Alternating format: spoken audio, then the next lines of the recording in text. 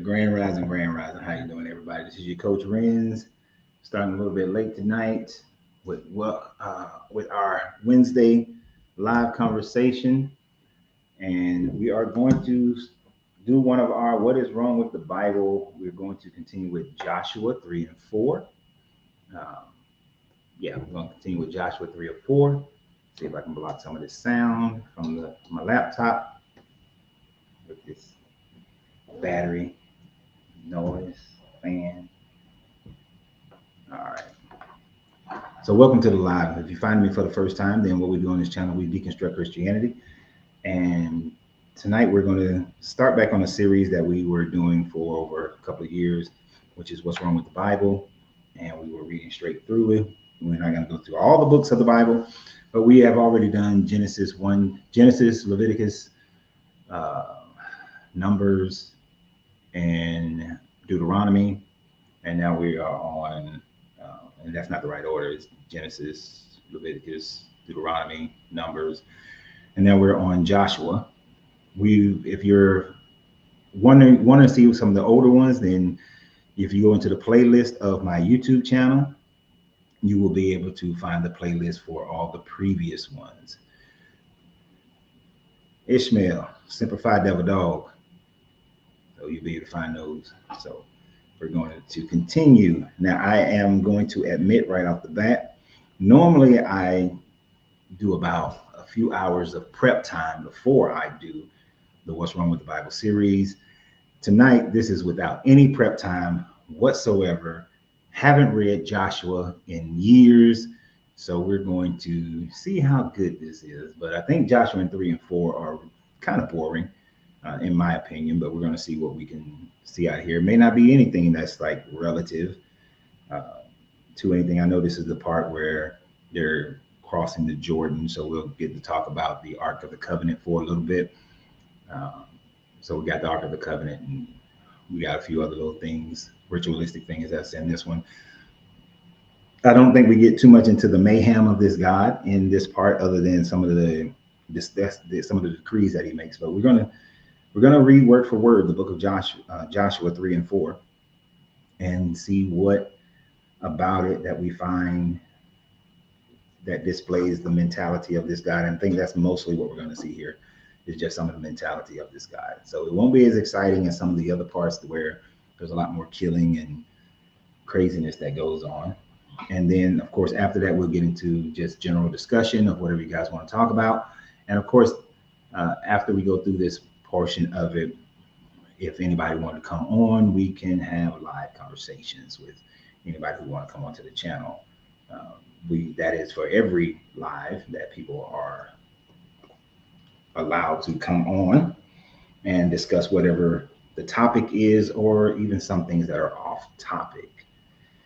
So hit that subscribe button, share the video, and we will get into this in a few minutes. I see we already have one of our biblical believers on here, our distractors. And they said the Bible is the only thing that gives you content. And obviously you don't know that I have other channels as well. So, and on this channel, sometimes we talk about Black history. So whatever. This is why I tend to ignore these people. Look, Michael gonna rebuke me in the name of his God, right? But his witchcraft never works because I'm still here. We're still here.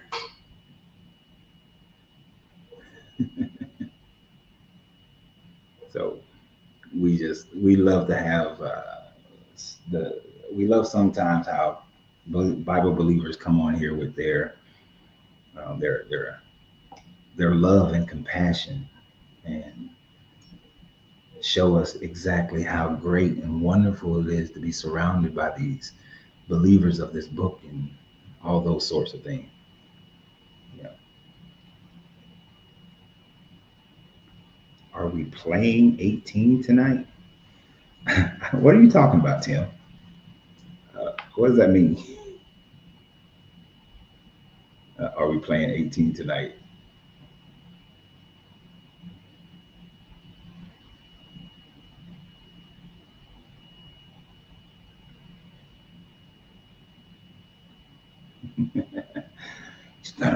It's gonna. Oh, golf, man. It's too cold to play golf. But we're gonna play 18 rounds on these people tonight, though. I'll say that. It's always interesting how, uh, like most of us, would never go into a Christian page or a Christian podcast and voice our opinions, but they feel the need to come here. I'm not rebuking you. I rebuke the spirit grasping you. The only spirit that grasps me is my own self. These Christians are these Bible believers slash Christians are funny as hell to me. Um,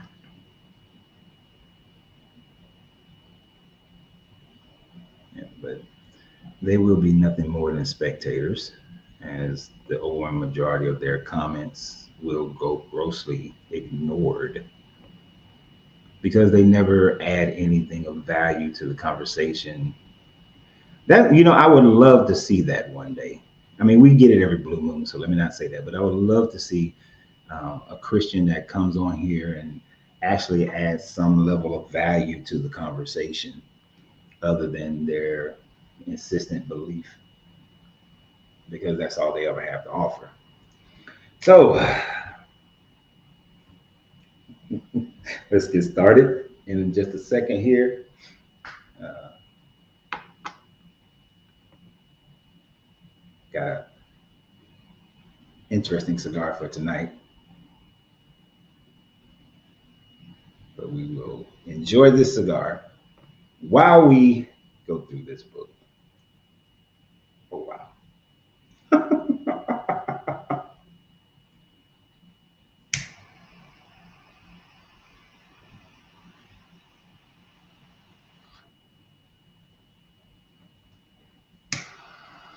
Prima, you've been here, and every now and then, Prima actually says something that is of value.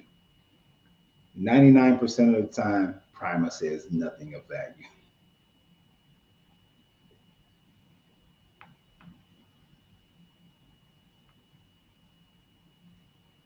And if you don't like my cigars, you can kick rocks for all I care.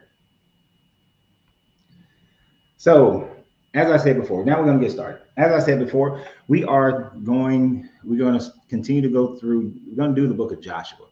Can't promise that I'm going to go through some of these books of the Bible, like Chronicles I find to be incredibly boring, and I'm not going to I don't feel like going through Chronicles. But we will skip around to some other books and go through those as well. Um, but Joshua has some interesting storytelling, so we will go through it. These parts of Joshua, this part tonight is not all that exciting, but because in order to get to the good parts of Joshua, we got to go through the other parts of Joshua as well. So let's go ahead and get this part started so we can get to our regular part, to our open conversation. Now, Joshua is not, 3 and 4 are very short chapters. So it's not going to take us long, probably get through this in the next 30 minutes. So, Josh, they've sent the spies across they've already, the last time we went through Joshua 1 and 2, they sent the spies across, if my memory serves me correctly, and told the little prostitute lady to hang some red cloth on the wall, and so on and so forth. So now we get to them actually crossing the Jordan River. So as this chapter begins in chapter 3, and if you have you remember in church, if you open your Bibles to Joshua chapter 3 and read with us as we go through this. And I'm reading the RSV version of the Bible because the RSV version is the most accurate as far as translations are concerned. As the years go by, they get a little bit better and better with their translations. It doesn't validate any of it, but and it's easier to read. All them these and thous, and the King James is deeply flawed, as well as the NIVs and all of those. So the RSV is the one that more scholars utilize who are looking at this from an English standpoint, American English especially. So to start with chapter 3. get my reading voice on.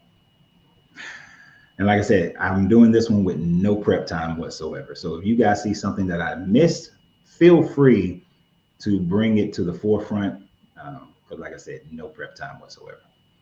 So early in the morning, Joshua rose and set out from Shittim with all the people of Israel. And they came to the Jordan and lodged there before they passed over.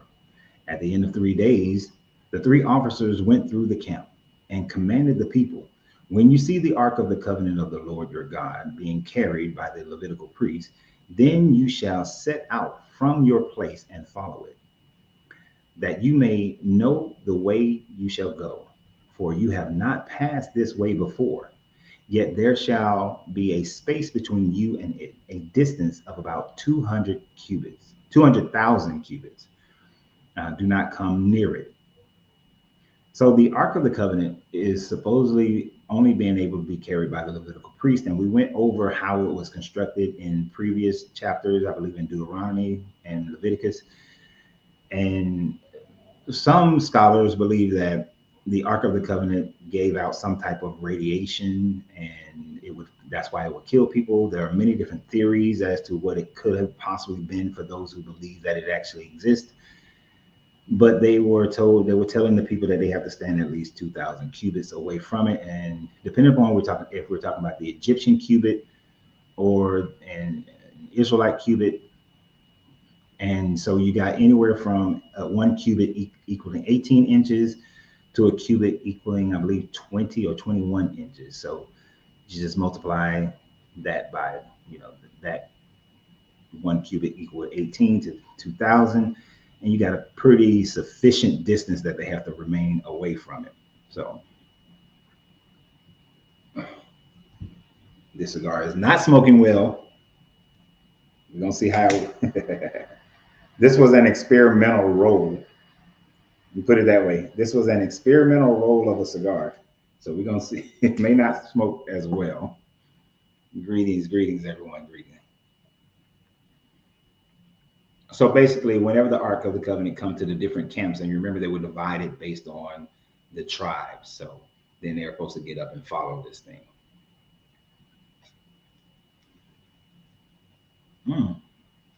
I guess if it was a sign to stop, the fact that it's smoking is a sign to keep going. So, and Joshua said to the people, sanctify yourselves, for tomorrow the Lord, all caps, will do wonders among you. And Joshua said to the priest, take up the Ark of the Covenant and pass on before the people. And they took up the Ark of the Covenant and went before the people. And as the Lord, all caps, said to Joshua, this day I will begin to exalt you in the sight of all Israel, that they may know that as I was with Moses, so will I be with you. And you shall command the priests who bear the Ark of the Covenant, when you come to the brink of the waters of the Jordan, you will stand still at the Jordan.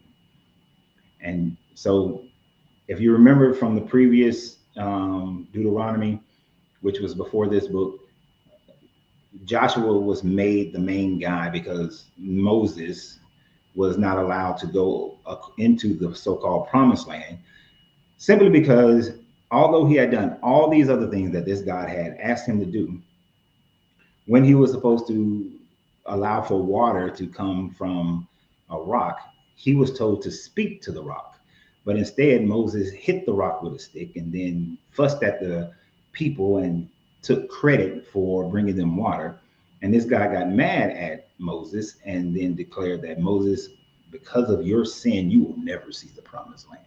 Even though you did all the other shit I told you, this one mistake, I'm going to have to kill you. And of course, somehow Moses wrote about his own death, as they proclaimed that this book was written by Moses. But we know that this is nothing more than a false statement. All right.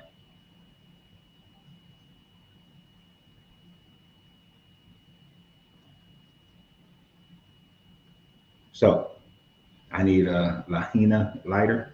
I've never heard of that one. So now they're coming to the edge of the road, and he's supposed to stand still. And this God is going to exalt him and make Joshua, definitely the leader of these people. See, Primer says that this is something good, Primer. He's saying that the scribes wrote it after. But the book itself claimed that it was written by Moses, the first, and the Jewish people declare that Moses wrote the Pentateuch, which are the first 5 books of the Bible. So either the scribes wrote it or Moses wrote it. But we know that Moses don't. So in this instance, I will agree with you. This book was written much later after Moses. As a matter of fact, this book was more than likely written somewhere in around the 10th to the 7th, well, 10th to the 8th century that it was written. And then in the 8th century, you had Hezekiah and followed up by Jehoiakim, who then were editing this book in order to make it fit into how Judaism was going to be practiced after they had been assaulted by the Assyrians and lost the majority of the northern kingdom, and the 10 tribes were absorbed into those 10 tribes of the northern Israelites were absorbed into the Assyrian Empire. So yeah, I agree. This book was not written by Moses. It was written by someone else.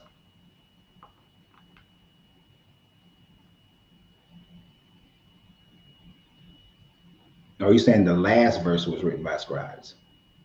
It's amazing that those last verses of Deuteronomy was written by scribes, yet no one was there to witness any of the conversation between Moses and this God. But I guess God breathed it into them, which you have to take something like that on faith. That is not something that you can prove. The only thing we do know is that most likely that the Israelite religion was being reformed by Hezekiah and Joachim in the 9th and 8th century.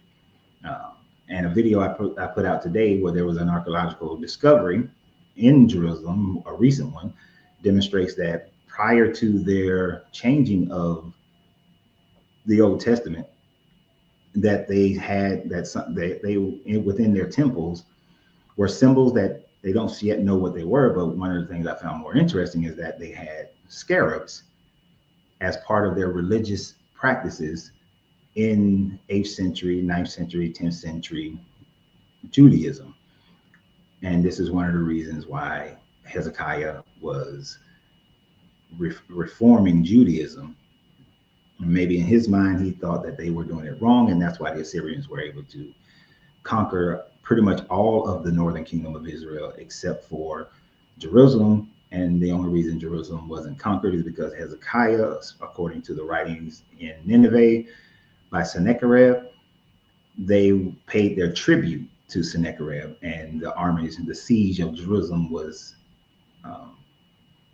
they stopped the siege of Jerusalem. So, and we know that after the Babylonian captivity, that is also when another reformation of their teachings changed, because this is they figured that they had been captured and conquered by the Babylonians because they were disobedient to their God. So that's when they stopped. They made the big declaration: no longer shall we worship Baal, but only Yahweh, the storm deity.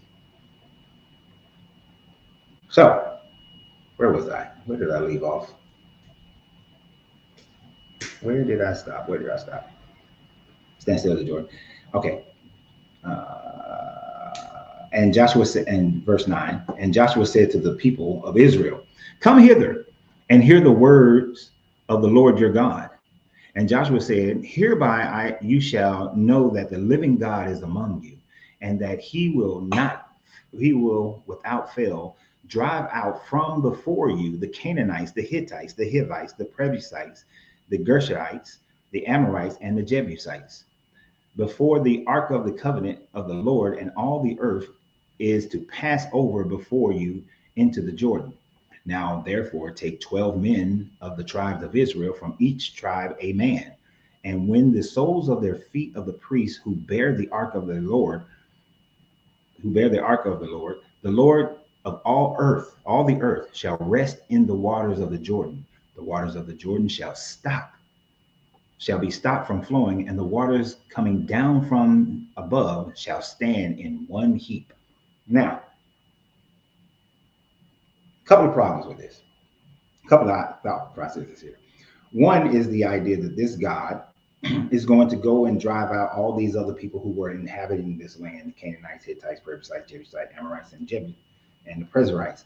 Now we're going to see in later readings of this of how they completely killed everyone, from the babies, took some of the women as their own wives, but killed most of the women, killed the men, killed the old people. How this God wanted the gold and stuff for themselves. But this God is saying, hey, I'm not interested in converting these people into belief in me.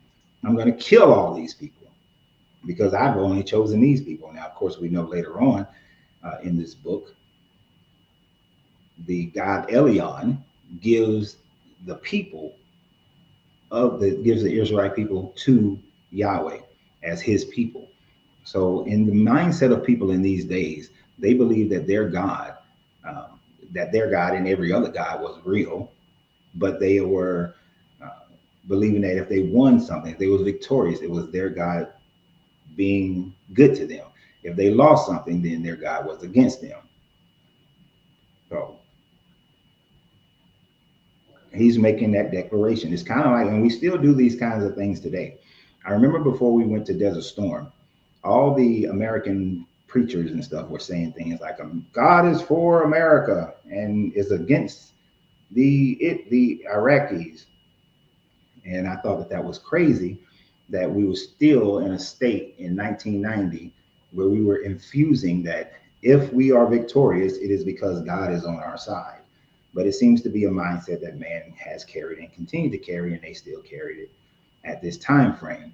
And so they paraded around their Ark of the Covenant. Um, what's up, Terrence? Slaughter. Stephanie, how's everybody doing? Sean. If I don't say hey to you, my bad. But hey, everybody. Uh, but another interesting part here is when they talk about the fact that they're pretty much just repeating the idea of the the splitting of the Red Sea, because now they're going to stop the Jordan River from flowing. Now I don't know if you guys if you ever been to the Jordan River. It's depending upon what part you're on, but it's a pretty decent river. Everybody can't just go across this river easily, and you're going to move what is presumably about 2 million people across this water, and they're claiming that the water is going to be stopped from flowing. But one of the things that we have zero evidence of is these waters stopping and stop from flowing. And if you know anything about the stoppage of water, the damming of water, and for 2 million people to cross over this water, then we would have other ancient stories or some type of physical evidence that shows that the northern parts from the River Jordan all the way up through Jordan and Syria and all that, all this land should have flooded if this God stopped those waters. But nowhere do we see at this time frame the Assyrians or any of the other tribes or any of the other nations that was around talk about how one day the Jordan River just flooded for miles and miles off its banks, because it would flood for miles and miles off its banks if 2 million people were set up to cross this Jordan River. So it is an impossibility for this story to be accurate, because it never happened.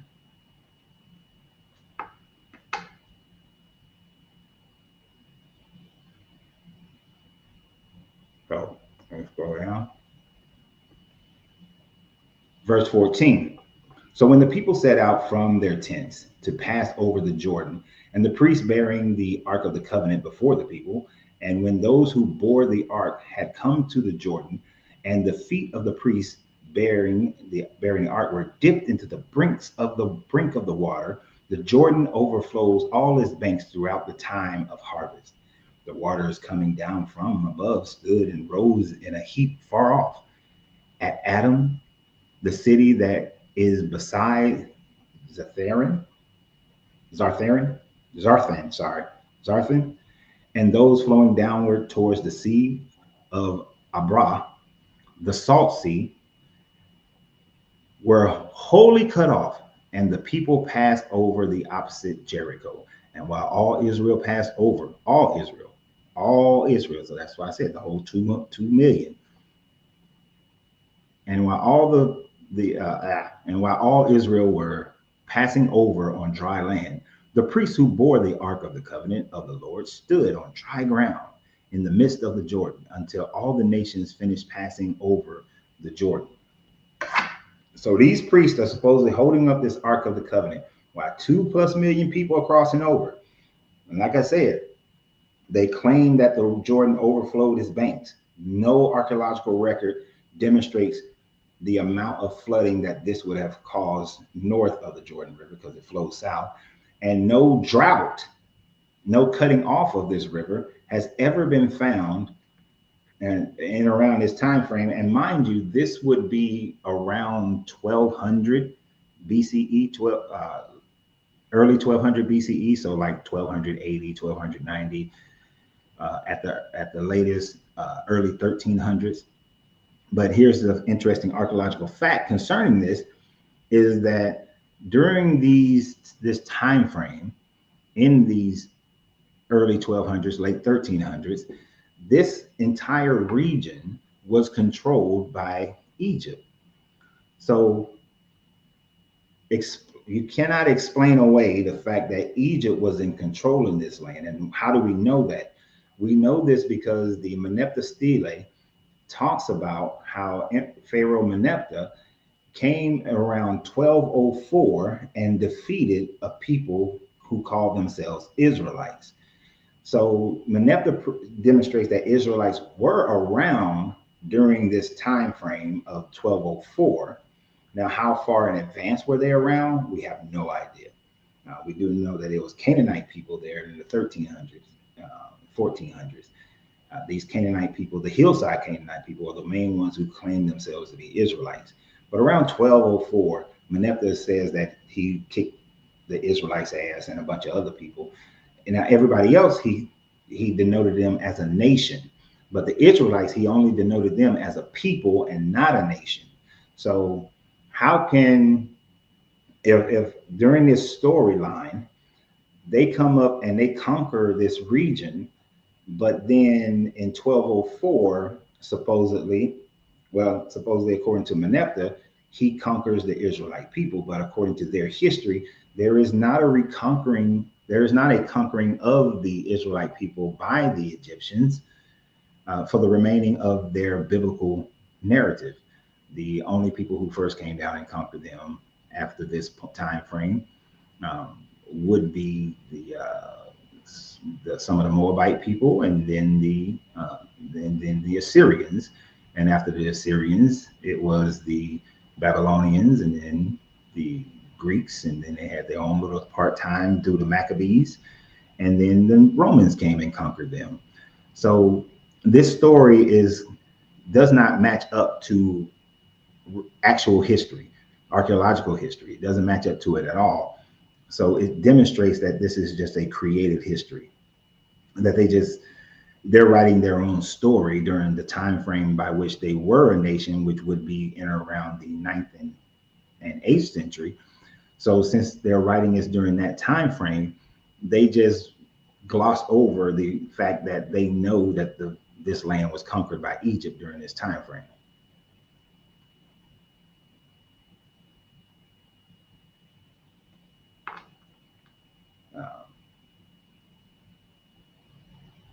Let me see what we got. Let's see. Stephanie is saying, yes, the invasion of the Assyrians, Akkadians, Europeans, and Romans usurped their power and lied about our history and whitewashed, plagiarizing the Bible.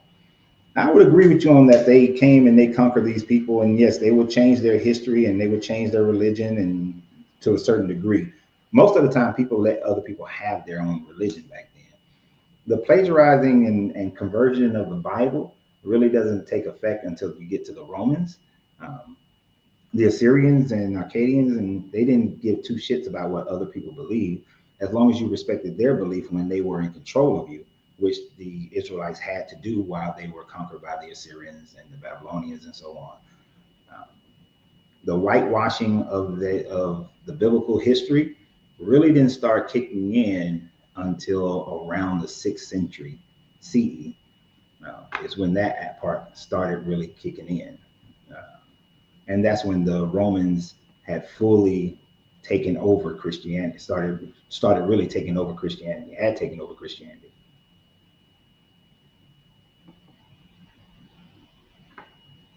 Do I think that the Hebrew Israelites are going to pass black Christians? I don't understand what you mean by that. That they're going to pass black Christians. I don't think the Hebrew Israelites are ever going to do anything other than stand on street corners in their Power Ranger outfits. If they truly believed in this book, then they will be over in Israel trying to take the land and take the government. But I think the Hebrew Israelites are just sad ass black men who need something to make themselves feel better about themselves. And they're stuck on this book. But past black Christians like become more dominant than black Christians? No. Yeah, I see what you're saying. In numbers, no. One, I don't think the overwhelming majority of black women are not going to accept the American Hebrew Israelite doctrine. They're not going to accept that. You think black women going to accept that bullshit? No. And then what are they?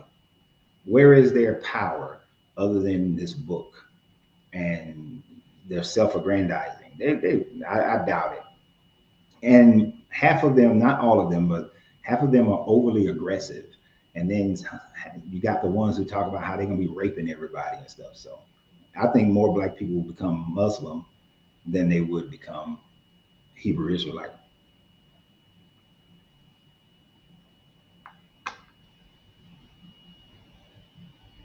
Oh, that was all chapter 3 had. So let's go ahead and get into chapter 4. So we do see a problem with the fact that these people could not have been doing what they claim to be doing. And that's going to be a theme throughout the entire book of Joshua, how it doesn't match up to history. But even through natural archaeology, the Jordan River has never flooded to the degree to which it would have had to have flooded for this event to have happened. And if this event did happen, then there would be other people who would have written about it, who would have been like, oh, this one time our God flooded all our crops and flooded everything because we weren't worshiping correctly. But we don't see any of that. So chapter 4, when all the nations had finished passing over the Jordan, the Lord said to Joshua, take 12 men from the people, one from each tribe a man, and command them, take 12 stones from here out of the midst of the Jordan, from the very place where the priest's feet stood, and carry them over with you, and lay them down in a place where you lodge tonight. Then Joshua called the 12 men from the people of Israel, whom he had appointed, a man from each tribe. And Joshua said to them, pass on before the ark of the Lord your God into the midst of the Jordan, and take up each of you a stone upon his shoulder, according to the number of the tribes of the people of Israel, that this may be a sign among you. When your children ask in time to come, what do these stones mean to you?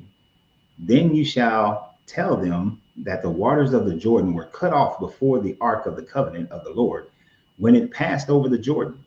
And the waters of the Jordan were cut off, so that these stones shall be to the people of Israel a memorial forever. So where is it? Where are these 12 stones? Because remember, this is what this God is telling Joshua. So if this God is the God, true and powerful and all omnipresent, all knowing, and should know the future, then this God would know that at this time of our existence and much further back, that these 12 stones do not exist in any place whatsoever. And these stones are not a demonstration of cutting off the Jordan River.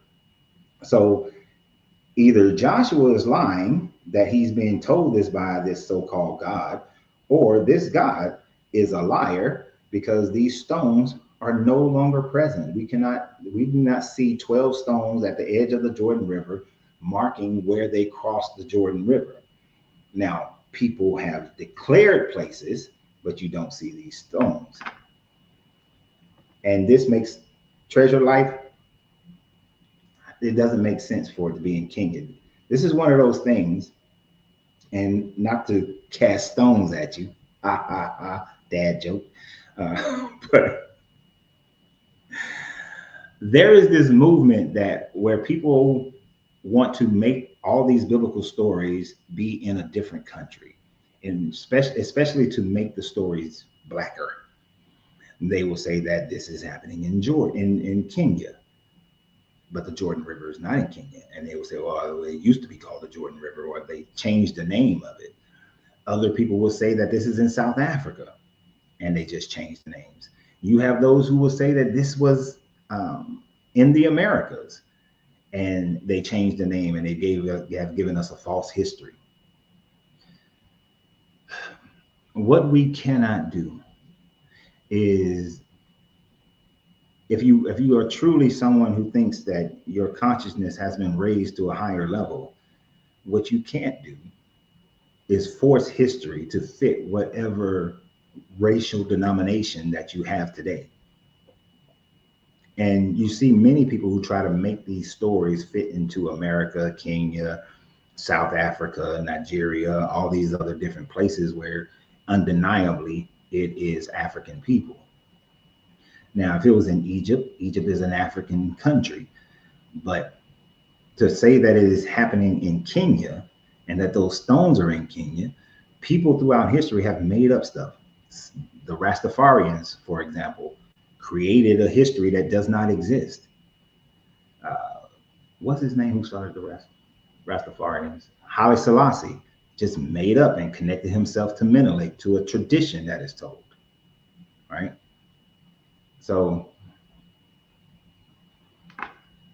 and you gotta think about it, they claim they have the Ark of the Covenant. So I could just as well, and I hear you saying Google, wait a minute, it's going too fast. You saying Google Kit Micaiah?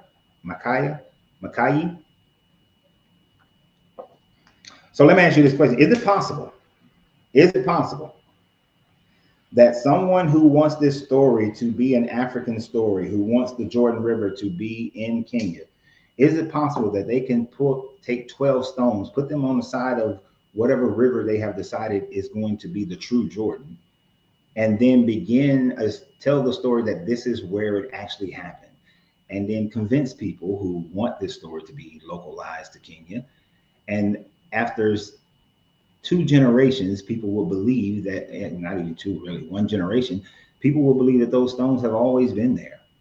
Is that not possible, to create a false facsimile of this simply because you want the story to fit into into the narrative that you're creating?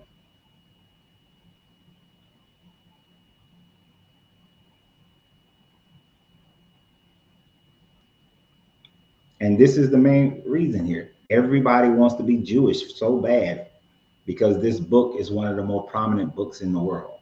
So everybody wants to be Jewish. So everybody's trying to make it fit into their own selves. I mean, I can go next to the Chattahoochee River in Georgia, set up these 12 stones. With the right type of speech patterns, I can convince people that this is where the true River Jordan is. It's the Chattahoochee. They just renamed it. When our people came over here in the Americas as one of the lost tribes, the tribe of Dan, for instance, or the tribe of Benjamin, we came over and they took the 12 stones. These 12 stones happened here. I can do it that way, or I can say this story really happened here, and this is where it was going on. But when the Europeans came and colonized the Americas, or when the Romans actually reached here and the diaspora went to Israel, and then they reformed the story there, I can make it all kinds of ways, right? Just like my man here is saying, Joseph Smith is proof of the ability to make up something to fit and then continue that story. And as you gain enough people following it, people will believe it.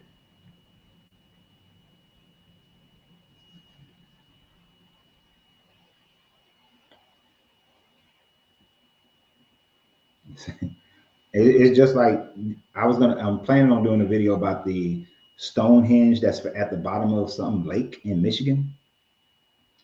I can make up a whole story about that.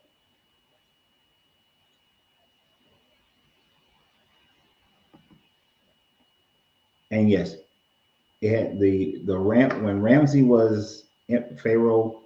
None of these stories fit the timeline of Ramses, so they just making up shit.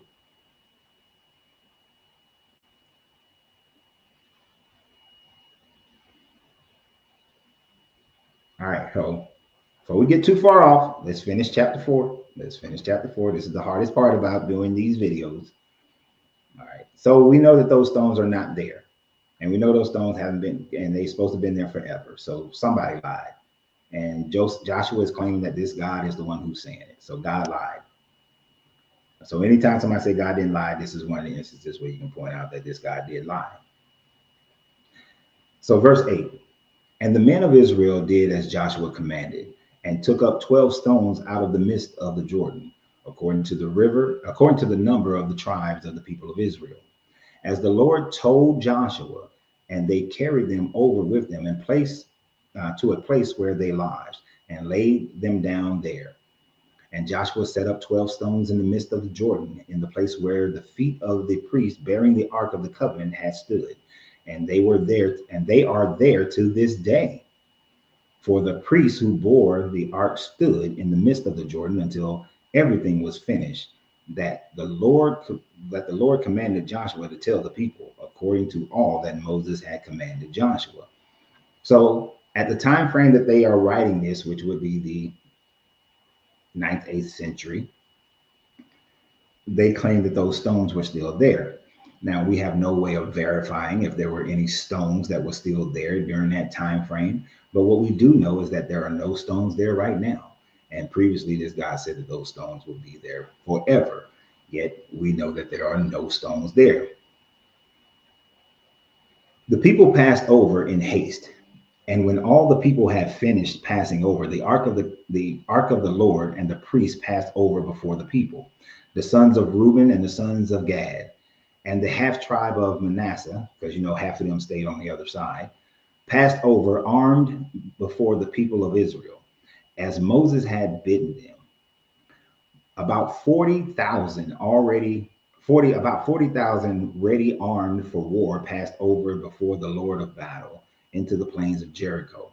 On that day, the Lord exalted Joshua in the sight of all of Israel, and they stood in awe of him, as they stood in awe of Moses all the days of his life.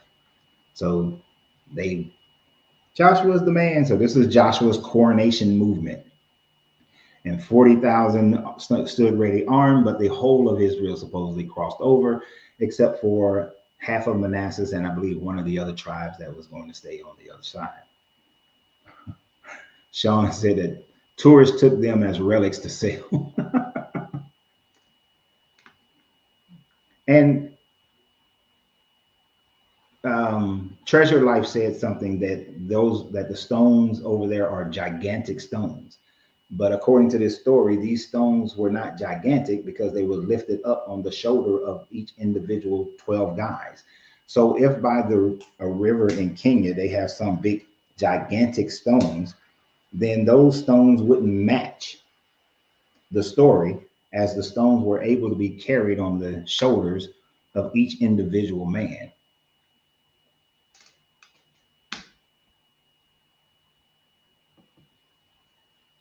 Yeah, they just recently remonetized my channel. So it's going to take a little bit of time for it to get back to where it used to be. But yeah, they remonetized the channel. But you can still support the channel if you decide that you want to support the channel. Come on, Primer. Buy me another cigar.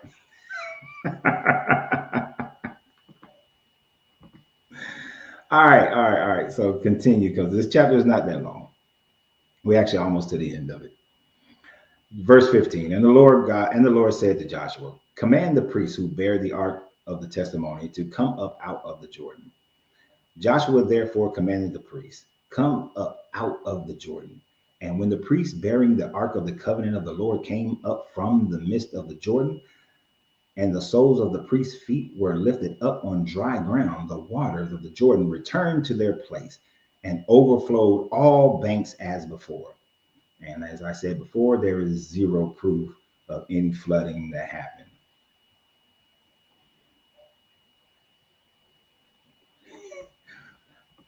I guess I not said this phrase too many times. Now, you're right. Right now, we don't have any walk around money. We ain't got no walk around money. We got that just surviving money, but none of that walking around money. Uh, to this channel monetization, it'll take about 2 months for the monetization to get back to where it previously was. But yeah, we ain't got no walk around money.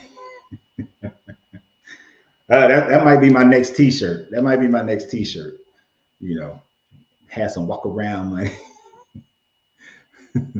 So to finish this one off, verse 19. The people came up out of the Jordan on the 10th day of the first month, and they encamped in Gilgal on the east border of Jericho. And those 12 stones which they took out of the Jordan, Joshua set up in Gilgal. And he said to the people of Israel, when your children ask their fathers in time to come, what do these stones mean? Then you shall let your children know Israel passed over this Jordan on dry ground. For the Lord your God dried up all the waters of the Jordan for you until you passed over, as the Lord your God did to the Red Sea, which he dried up for us until we passed over, so that all the people of earth may know that the hand of the Lord is mighty, that you may fear the Lord your God forever. So we have zero proof of the Israelites crossing over the Red Sea, and we have zero proof of them passing over the Jordan on dry land and that water's flooding over the banks of any aspect of it. So once again, we see myth. We see myth. We see storytelling to fit a group of people so that they can have a history. And that is all that is happening here. There are no 12 stones that are set up. Tim, so I can give you a thumb. There are no 12 stones that are set up. The river never overflowed to the capacity by which they are describing it. No one has seen this Ark of the Covenant at no time whatsoever. Is there any proof that it exists? If the Ethiopians really had it, then why are they so hell bent on nobody seeing it? Isn't it interesting? How I know people say that faith is to believe without proof. So if you got to have proof, do you really have faith? That is like one of the biggest swerves, that if I show you proof, then you lack faith. So don't want proof. Just have faith in this God and keep believing and believing. But yet, what would it do for the world, for all of Christendom, for all of Judaism, if they literally just proved, here's the Ark of the Covenant? If the Israelites got it, if the Jewish people has it, if the Ethiopians have it, if they showed it, this is the Ark of the Covenant, and demonstrate its power so that it's not just some box, that would change. People would then have all kinds of belief in this thing, because even with that little bit of proof, you would then believe it. And if this God was always demonstrating himself to these people back then, what is the problem with this God demonstrating himself now? If he would do it then, why won't he do it now? If this God wanted us to believe in him, why wouldn't those 12 stones be there and they would be immovable? But they're not there. So it's a bunch of bullshit that they tell these stories centuries later so that people would just accept them. I will believe this more so than believing the story that Indiana Jones found it. It killed all those Germans, and which you got to understand the Indiana Jones story of, oh, close your eyes, just don't look at it and you won't die. This is supposed to be some radioactive kind of thing or whatever. It would have killed everybody. Everybody there. Indiana Jones and who was it, Miriam? They all would have died at that time frame. Well, I would believe that first.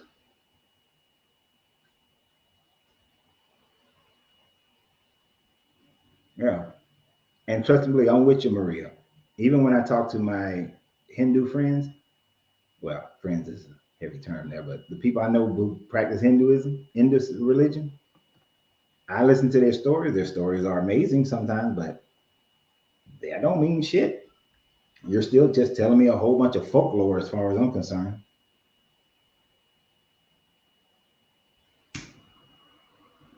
And if they had this Ark of the Covenant, right? Why didn't um, the Ethiopians use it when they were being attacked by the Italians? They seem not to use it. When that military unit came, and there was an Ethiopian uprising some couple few years ago, instead of those 80 people being massacred who stood in front of this temple, why didn't the guy in charge of the temple use it to destroy those people who were coming to take the temple instead of letting those 80 people be massacred? Where was the Ark of the Covenant in use at that time frame? It wasn't. Where was the Ark of the Covenant when when the Assyrians attacked them? Where was it when the Babylonians attacked them? The Greeks, the Romans, where was it? Why wasn't it being used? They didn't have it. This is why Haile Selassie gets away with his storyline to say that, see, Solomon allowed for his son Menelik the first to be able to take it and went down to Ethiopia.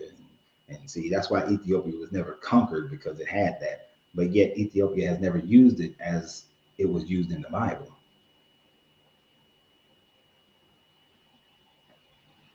And if the Hebrews had it, why they didn't use it? Why allow yourself to be conquered? I'm just saying. It's a make-believe fairy tale, Pixar, Disney, MCU creation that never existed.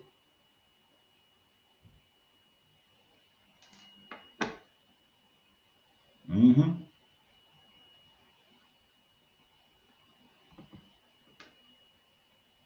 Exactly. Where was it? That's a very valid question. Why was it never used? It's kind of like if people in England were saying that, yes, King Arthur's sword is real. Okay. So why doesn't King Charles have it? Why didn't they use that when they fought France? Why didn't they use that when they fought the Americans during the American Revolution and some of the other colonies that fought against them? Why didn't they go to, when Canada said we wanted our freedom, why didn't they say, hell no, we got King Arthur's sword. You're going to bow down? That never happened.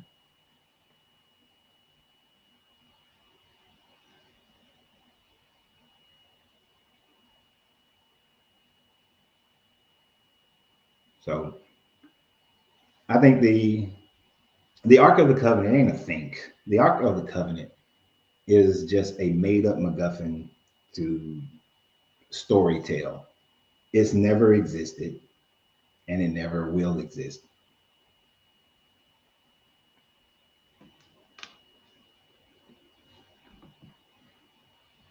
I'm going to entertain this one. So you've been told that the Knights Templars took the Ark of the Covenant to England, and in the 14th century, um, the 14th century don't match. The Knights Templars were raided and not completely destroyed, but they were raided in the 11th century.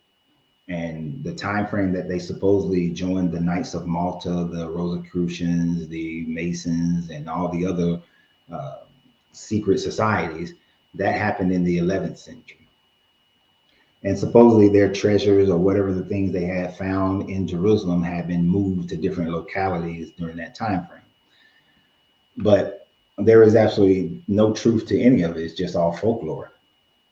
Some people think that it is hidden at Roslyn Chapel, but it's not. Right, just like the Holy Grail is supposedly hidden. Right? You don't believe? Yeah, I didn't think you believed it. It's just what they say. But anybody can make that claim because nobody can disprove it.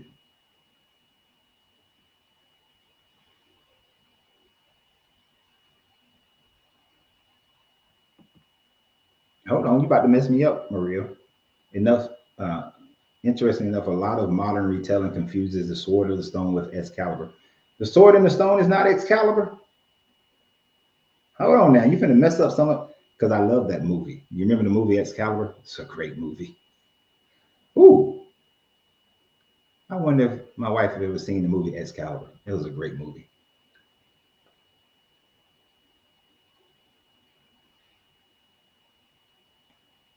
Hmm. Maria's hurting my feelings. Let me see. Is the sword in the stone and Excalibur the same? According to Study.com, was the sword in the stone Excalibur? Depending on the story, the sword in the stone is portrayed as a distinct sword or as Excalibur.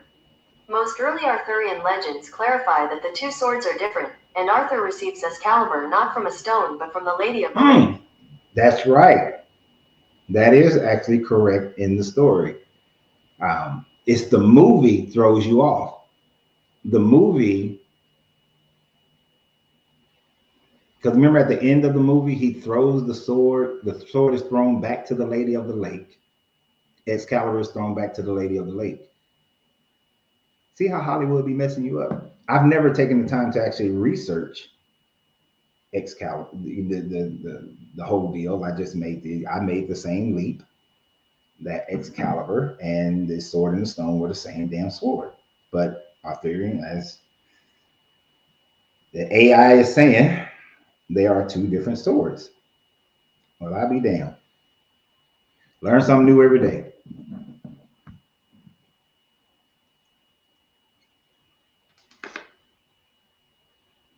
I could have swore they were the same one. But like I said, it depends on what authority, you know what I'm trying to say, Arthurian storyline you're following. But hmm, interesting.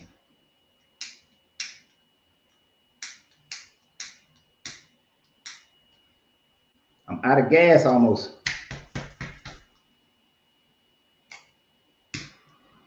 But Excalibur and Sword of Stone are two different swords. Now you're gonna have me going down a damn rabbit hole, Maria. Mm-mm-mm.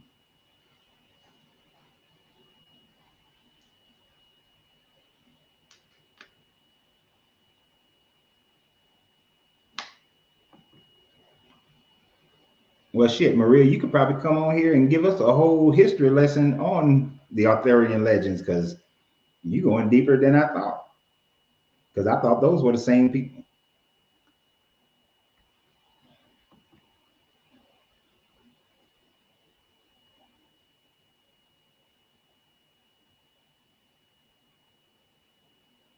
But so from our reading today, which wasn't all that deep, we can just see how archaeological history and the Joshua 3 and 4 just do not match up, and that these are just made up stories to the level of the Arthurian stories as well.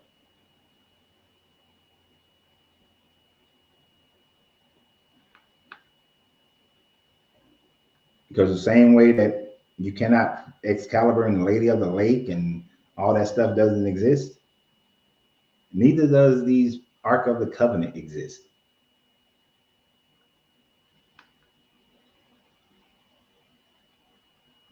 Okay. We learning some stuff from Maria today, y'all.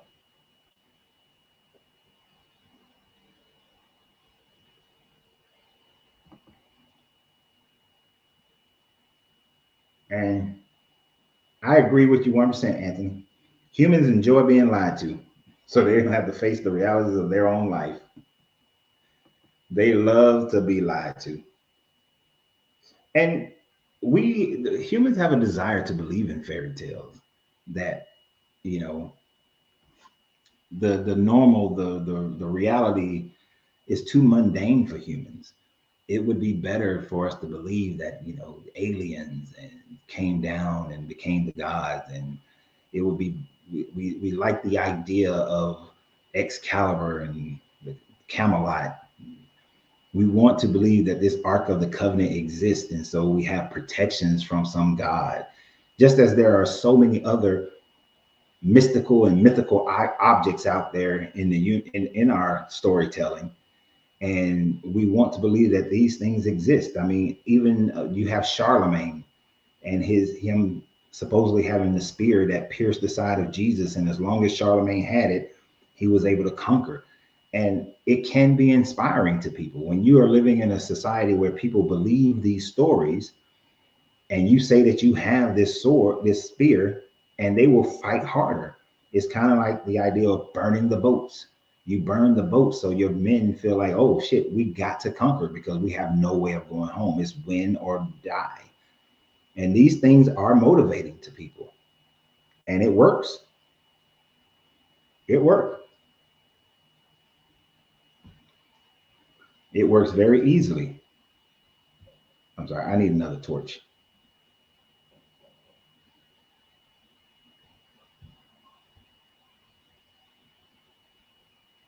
Tell my wife.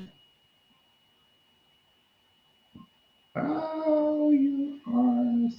I can't spell.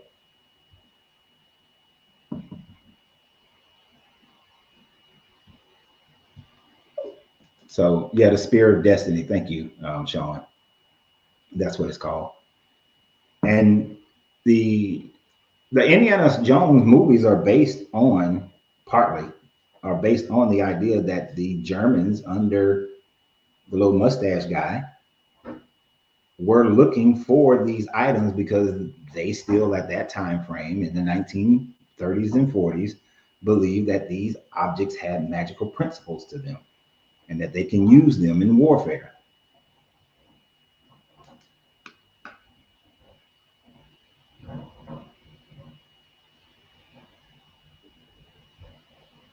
Oh, this is something I don't think I've heard of this before, my guy. When a human name matches the symbol of the stones and television itself, and a BD that says 10-4 and Roger that, when the Roger name symbol is a buck, symbol is a buck too, shaking my head. I'm not quite sure what I get by that one, but I do understand how names, people can start to worship things based on the name of a person or something that somebody said. Kind of like that South Pacific tribe that they worship John from. Thank you. Let me put that one downstairs so I can fuel it up. Huh? It's trying to smoke, but I'm talking a lot, so I'm not pulling on it enough.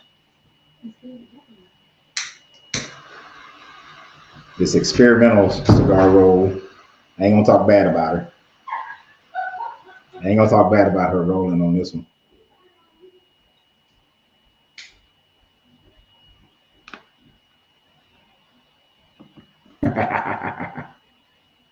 So, Durin, I did a video about this one, about how this is one of the worst stories in the Bible. So, by the way, for everybody, we're in that time frame where we can talk about anything. How's she gonna bring me a torch that has no fuel in it whatsoever? I think that the Judges 19 story is one of the worst stories in the Bible. And for those of you who don't know what that story is about, let me tell you. It's basically a copy of the Sodom and Gomorrah story, but made more horrific in that you have a guy who comes to a town. The guy comes to the town with his concubine. He doesn't salute the city the way that he's supposed to, and he decides he's going to sleep outside. An old man in town who's supposed to be somewhat righteous comes and said, "Don't sleep outside, because when you're sleeping, if your butt is exposed, they might get some of your booty." And so he comes to stay with the man. The townsmen are like, "Hell no, you disrespected us. We want you to come outside so we can take your booty." He then offers his concubine and the guy in the house, I think he offers his wife or his daughter. They take them to and they grape them all up to the point where the concubine is dead in the morning. So yes, I am. So then he takes his concubine, throws her over a horse, cuts her body up into 12 pieces, sends it out to the 12 tribes, and they come, marshal up, and they come and kill those men of that town for doing that. And then that starts off this whole war where they're killing the tribe of Benjamin, and they kill them so bad that they're left with only a certain about 400 dudes. But then they have to go and they start conquering some other people and stealing the women from those people in order for those men to have wives so that the tribe doesn't go away. But it is a horrible story. It's one of those stories that shows the depravity of this God and his people.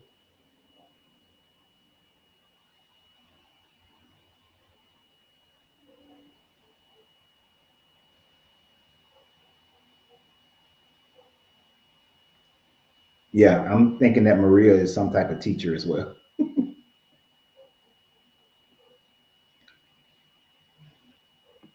Well, if you have a passion for it, Maria, you're a teacher if you express it.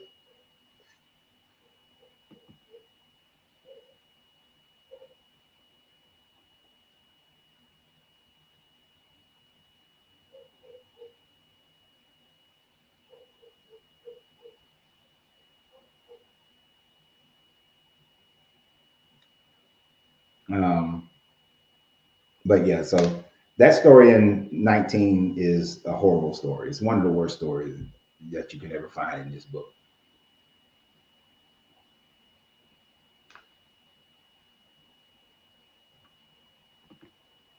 Who is Maria Orsic? And Maria, if you want to come on here and tell us about it, we'd be glad to have you. I do allow for call-ins. Y'all just seem to not want to come on here and talk to me. Isn't it interesting though? Isn't it interesting that none of the Christian distractors ever want to come on? They never want, they just want to stay in the comments. They want to stay over there in the comments. They don't ever want to come on.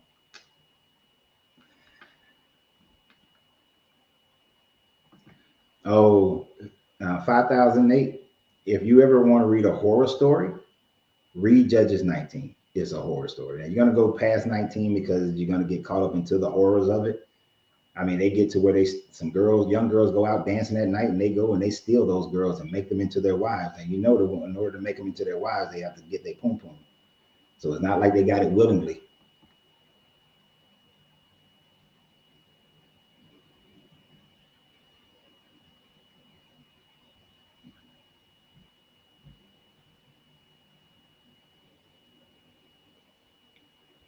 I have never heard of this. The Vero were a Nazi cult society like the Thule. Who the hell are these people? I haven't studied their history that deep. But who are those people? That's interesting.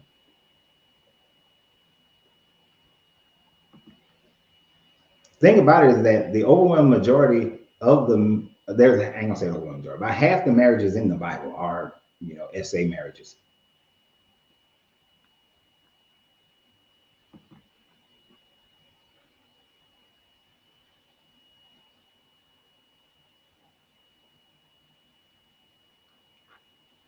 Maria, would you like to come on and tell us about this?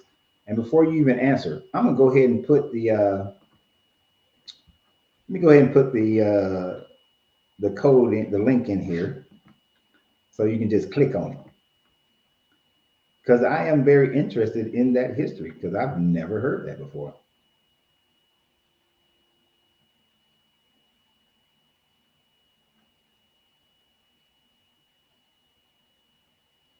Yes, I will, so long as I don't have to show my face. Then when you click on the link, I guess you can have your camera pointing somewhere else. Why you don't want to show your face, Maria?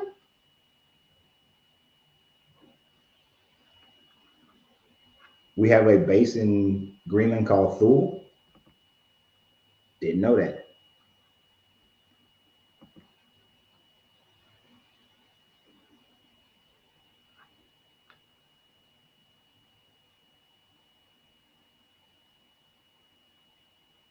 But that's interesting how we will do things of that nature. You have these crazy stories, and people will build monuments to it without people realizing that they're building a monument to that very thing. Yeah, if you think about some of the things that happened in the Bible of how marriages came about, um, those men stealing those girls who were, I think it was in Salome or Solomon, who were dancing, just out dancing, and they snatched them up, you know, made them their wives. The number of times they say, go kill these people. And for the girls who've not known a man, take them as your wives. And when they keep doing things of that nature. This is a common theme in this book.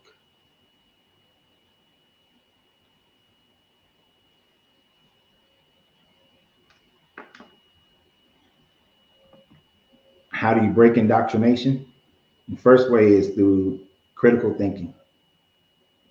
By thinking through all the different lessons you've been forced to believe, and then um, once you think through them, then you can emotionalize. You can, your emotions about them will start to change as well. And as your emotions change, then you become less indoctrinated, and you will see that you stop having these same emotions and thought processes that lead you into that indoctrination.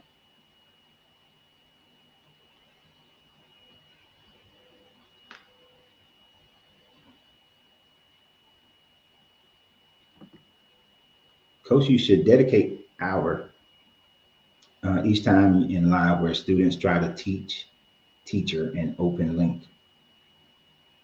If you're talking about allowing people to come on, I do that every show. People can come on after we finish the lesson. The lessons usually don't last more than an hour. We waiting on Maria. Come on, Maria. As soon as I say it, right? Make sure my volume is up for her. All right. Okay, there you go. Can you hear me? Yes, we can. Okay. Well, the Nazis had many secret societies. The two that I know the most about were the Vril and the Thule Society. The Thule Society, I believe, actually predates the Nazis, right? Mm-hmm. And was kind of, they were one of the groups that kind of led to the foundation of the Nazi regime. Now, the Vril were another society. They were comprised mainly, I think they were actually all women that I know of, and they were led by this witch whose name was Maria Orsic. Now, the thing about Maria Orsic is we really don't know what happened to her post the war. Like, it's almost like she just disappeared, right? Uh-huh. And there were conspiracy theories saying that she and the other Vril girls got in contact with aliens and like escaped to some other world. I even knew this one neo-Nazi idiot who pretty much worshipped Maria Orsic like she was a goddess and thought that he spoke to him, excuse me. Mm. So he thought that he was getting premonitions from her. Kind of like yes, he thought that she spoke to him. Yes, he claimed that Maria spoke to him all the time. To what degree? I mean, to what was the purpose of the speaking? Did he ever express that? I don't know. He would just say she would say this and that about her past and what she's doing on this other alien world. I mean, I have known some people of certain religions. I mean, there's a lot of people in religions who claim that a god or goddess talks to them on the reg. I mean, not even just in Christianity, but in other pagan religions, like even a lot of African religions have spirit possessions where the god communicates with them, Yes. Yeah, I was actually telling my wife earlier today how when there was a young lady I used to hang around, and she practiced Ifa. And so oftentimes she would say that she was being taken over by Oshun, or Oshun came to her in one way, form or another. And I'd just be like, okay. I actually worship some Ifa deities in my practice as well, even though I'm mainly a Shakta. But that's actually not as uncommon as you think, because a lot of Caribbean. Now, when I say I'm a Shakta, that means I'm a part of the sect Shaktism, which worships the mother goddess Adipara Shakti in Hinduism as a supreme deity. Mm-hmm. But there actually is a sect of that's mainly practiced in the Caribbean called Caribbean Shaktism. And it's interesting because they kind of merge Shakti Hinduism with indigenous African and native traditions there. And they will blend in a lot of other gods, like from Ifa and things like that. And they even brought into their religion the African practice of spirit possession. So they will think even the Hindu gods will do spirit possessions in this sect of Shaktism. Definitely. I have read a lot about that type of how many of the Caribbeans, where we talk about Santeria or any of those, where and the difference between voodoo and boudin and how they incorporated the African deities into different forms of Christianity as well as whatever the indigenous religion was. Um, Especially in places like you see it in Cuba and Haiti and Dominica and places like that. Um, and they will have their orishas, but at the same time they will have the saints or whatever from other gods, other religions as well. And the drums become a very important part of those religions. Uh, Actually, to a degree where I was told, it's never been something that I fully accepted myself, that I was a priest of Eshu, and that Eshu was my orisha. And so I understand what you're saying, that people have done those sorts of things and incorporated these different deities.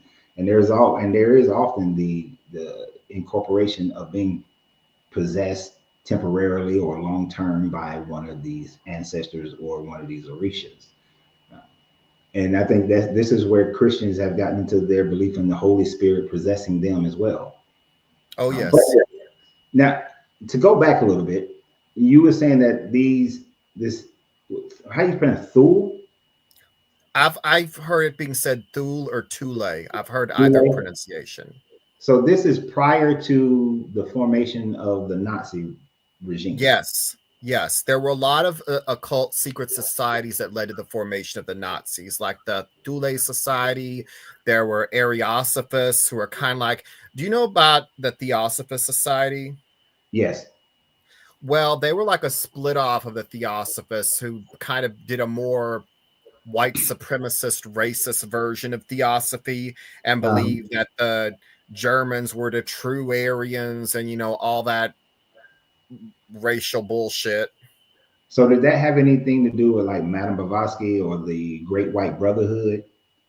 Well, now Madame Blavatsky did have a belief in this Aryan race, though I don't know if it was as pointedly racist Mm-hmm. as was believed by the Ariosophists and the later Nazis.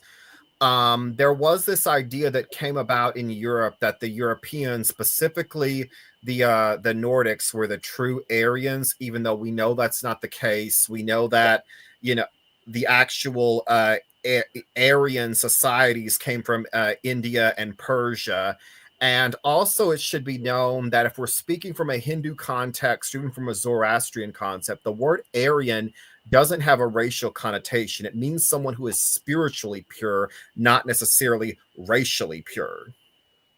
Right, because I've always found that interesting how, and I knew that part, that the idea of being Aryan comes from the Near East, not necessarily coming from the Germanic type of idea or this Nordic idea, but it was then adopted into their thought process when the Nazi Party developed. Right. Right, and I always found that was strange because I was like, how are you going to take what brown people were talking about and Mm-hmm. then make them blue eyed and blonde Yep. hair, and you guys aren't even blonde haired and blue eyed. Nope. Like, That's why I like to call them. That's why I actually like to call them white manistannies, and they say, "Oh, we was the true Aryans." yeah, that's an impossibility. But look at how easy people will start to accept those types of belief, even though they know that factually it doesn't match up to actual history. but people can easily be still duped into those kinds of beliefs. I mean, yeah, that's kind of what the Abrahamics are. I mean, much of what they believe is very easily verifiable if you even do the slightest bit of research, but people still choose to believe in it. Honestly, in my experience personally, and I was raised a Christian like you were, but I left it obviously because spiritual trauma and all the other awfulness I had to endure. But but every believing Christian that I've ever met has either been an idiot who doesn't know much about the Bible or is usually a malignant narcissist, just like the God they worship. I agree with you 100% on that. Do you mind? What was the things that made you leave Christianity? Well, there was a lot of things, but I'm kind of the alphabet group of people. I'm kind of, so growing up and being told that, gays were going to hell obviously did a lot of religious trauma and effects on me and things like that. But I felt there were a lot of things I didn't like. I didn't like the idea that everyone would go to hell, that anyone who didn't believe in the religion, regardless of whether they were moral or not, would go to hell. That didn't set well with me. But believe it or not, the clincher that was like, I'm in an evil religion, I need to find a new one, I need to get out of this, was the misogyny in the Bible. Right. Because, interesting enough, growing up in the 90s, even though I was born in kind of this Christian community, I was always taught by my mother, what I saw in media, that men and women were equal and women can do and kick ass and and be great leaders that men were, and that there should be nothing barred from either sex, just based off of sex if they're capable of doing it, right? Right. um and when I was told that women shouldn't be preachers, not only that they should be preachers, but they shouldn't even teach or hold authority over men, and all the sex negativeness and slut shaming of women in the Bible, that was kind of the clincher that made me realize I need to find a new religion. And now I'm a part of a religion where God is a woman, a sexy Okay. woman. Okay. Now, I'm not one. I don't think that if there is a God, to me, the God wouldn't have a sex in that sense. It wouldn't be man or woman. It would be both androgynous, um, or asexual, because it takes both masculine and feminine to be able to manifest anything. And if this God created all things, then it can't be just solely male or solely female. That's just my thought process on it. I'm not trying Well, to. there is actually a concept of like that in Hinduism. I can't think of the name for it. It's like a hard word because, I don't speak Hindi or Sanskrit. I'm learning, but Right. there's a form of the divine. It's like half Shiva and half Shakti, the mother goddess, Right. showing the unity of the masculine and the feminine powers. Right. And it was like, if I remember correctly, it's like those two forms came out of Brahma, to show the individual side of it, but both are the combination that makes Brahma.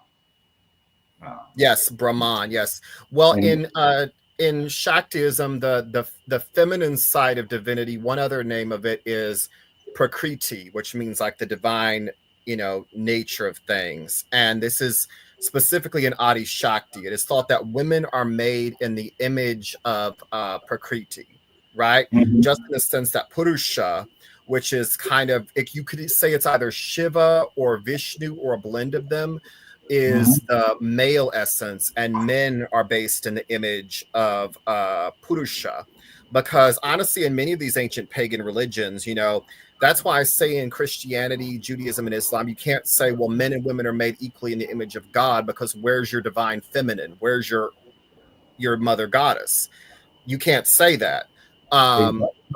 but in many pagan faiths, there were men were made in the image of the gods, just like women were made in the image of the goddesses. It was obvious. Right. And there was always a balance in some of Mm-hmm. these other religions, like Hinduism, no matter which version of it that I've ever researched.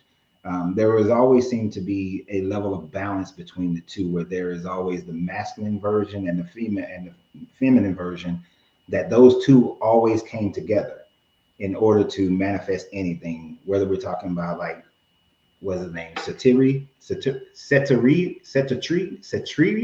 and Sanyana, something like that. I'm saying I hate trying to say their names because I don't speak Hindi either. Hindi and Sanskrit have a lot of hard words. Very a lot. If you grew up American, it's very difficult.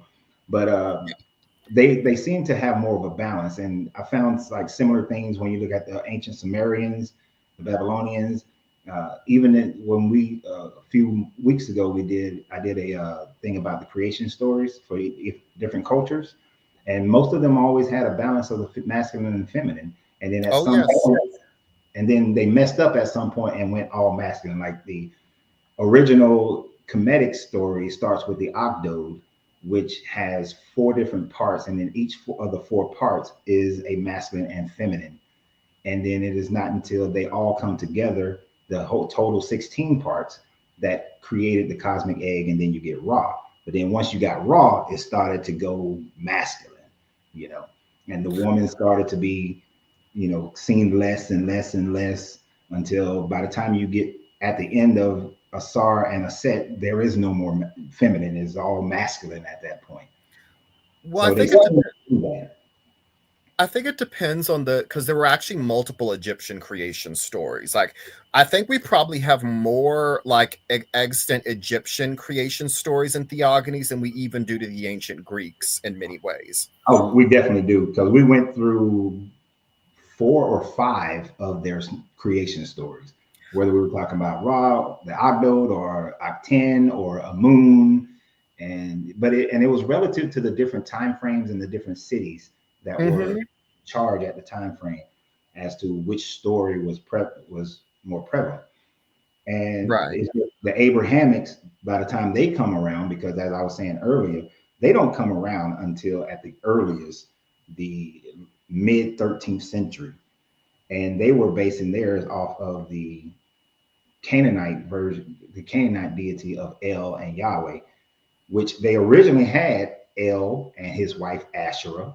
And they got then over time, by the time we get into the Babylonian captivity, they get rid of Asherah at that time frame. And so now you don't have Asherah no more, and it's just all masculine.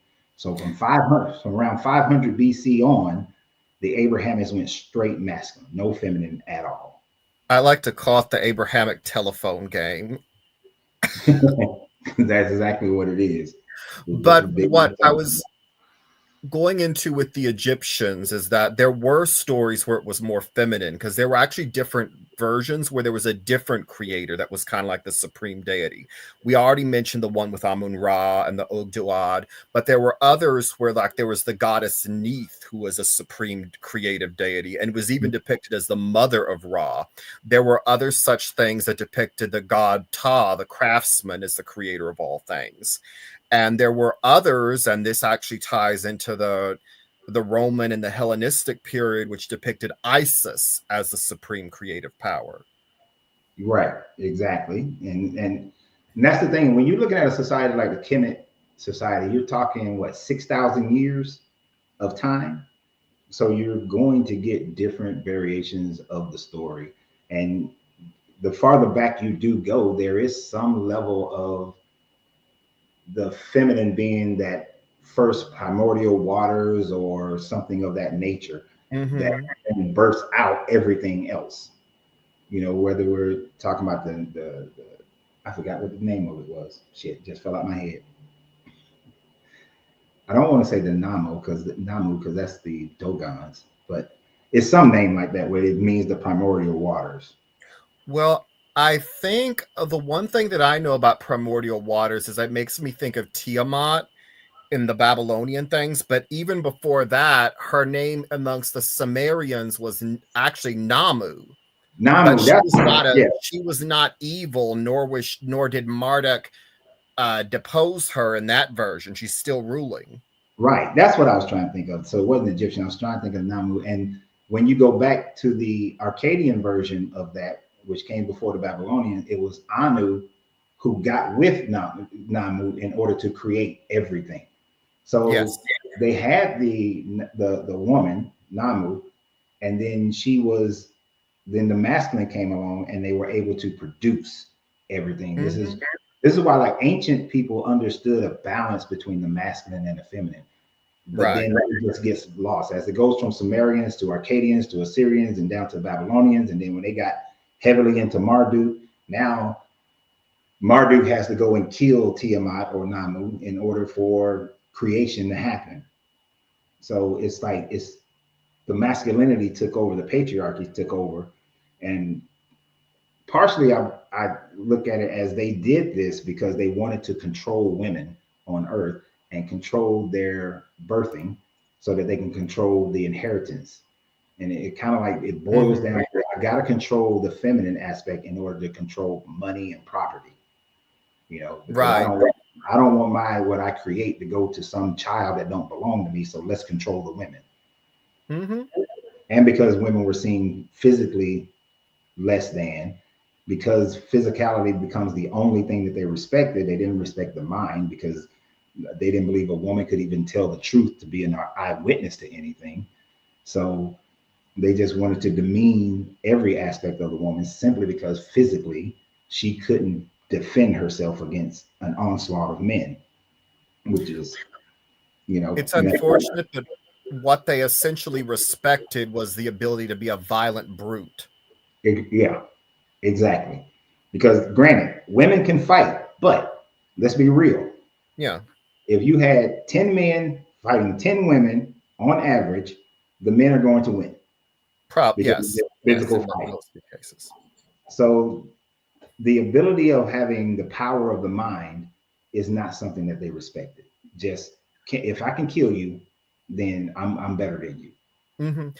Did you notice how in a lot of religions around the world, though, and it's like just around the world, not even based off of culture or language, the deity that usually represents wisdom is a woman? Yeah, it's just like somebody mentioned earlier the Plamora in the Gnostic views, and the idea of the Sophia, which is wisdom, is always seen as a woman, and Mm-hmm. it was because the demiurge tried to create without the Sophia that the world turned out to be what it is. So Mm-hmm. it is all, so women have the feminine has always represented wisdom, and even in the Egyptian, you know, snakes have represented wisdom as well and change. And so one of the primary goddesses that was worshipped was Renunuktet, which had a head of a cobra. And because they were agrarian, she was one of the, they downplay her now, but at the back in the day, she was one of the primary gods of worship, goddesses that they worshiped, Mm-hmm. because she protected the fields. And it wasn't a man who protected the field, it was always a woman. And when demons were conquering the earth, sorry, I didn't mean to cut you, I did mean to cut you off, but Sorry. when, to go back to Hinduism, uh, Kali, in order to kill all the demons that were destroying man, Kali was a woman. And Then, Durga. yeah, and Durga. And then her husband had to lay down before her. He didn't come and beat her ass or nothing like that. He laid down before her to bring her back to say, okay, you're going overboard. But women deities have been the savior of man in ancient times, but then they took all of that away. I actually have since you mentioned that pitch of Kali Ma standing over Shiva, I have that as a statue in my home altar. I was able to get it for a good deal on Amazon. Actually, one of my, not the bike motorcycle I have right now, but the one I had before, which was a cross rocket, I named her Kali. Oh, And, that's cool. and I named her that as a reminder not to get out here on this bike and ride like a damn fool. That's good advice. Yeah, That's yeah. good advice. I did, and it kept me from riding like a damn fool because that bike was a fast bike. It was built to, Yeah. it was built to race, and I was like, nope, not me. I'm not getting out here like that. But oftentimes there are many stories where it is the wisdom of the feminine energy that brings balance to the instructional protective part of the male. Mm-hmm. And so that's one reason why I love the Hermetic principles, because of that principle of gender that says that in everything there is masculine and feminine, and the principle of gender is needed in order to manifest anything. So you can have all the principles of mentalism where you want to create something, but without that balance of the masculine and feminine, you can't create anything. Interesting that you mentioned that, because there's an Egyptian religion as well, where humans were getting so out of whack and demonic. Ra sent his eye, half as Sekhmet, killing Mm-hmm. a lot of people. She's not, but like, oh, Sekhmet, you're getting a little too far. So Ta he Yep. created like this thing of like a vat of like pomegranate wine that was supposed to look like blood, and that's what stopped her, because she got drunk and then she turned back into Hathor. Right. And I love that story I do because too. if we go too far, because one of the things that that story to me teaches is that if we go too far into any side, we lose ourselves. Oh yes. So we have to maintain that balance, or as Eric just said, that duality that we have to maintain, because the duality is vital for our survival and as far as just our individual selves. Well, one of the Delphic maxims that was believed by the ancient Greeks was there was this one of the biggest things, like of the commandments, was the saying, know yourself and nothing in excess. And like know yourself was like know who you are, but also your limitations, your relationship with the gods, but also nothing in excess meant, nothing out of balance. There are many things that it's good and fine for us to do. It wasn't like how in the Abrahamic things, some things are just purely evil, like how they vilify sex, for instance. No, you should have sex and have a good relationship with your partners, but you shouldn't take it to excess to the point where it's affecting Right. your duties, where you're being a raping murderer. Well, then again, in the Abrahamic religions, rape wasn't really a crime if you owned the woman, but Yep.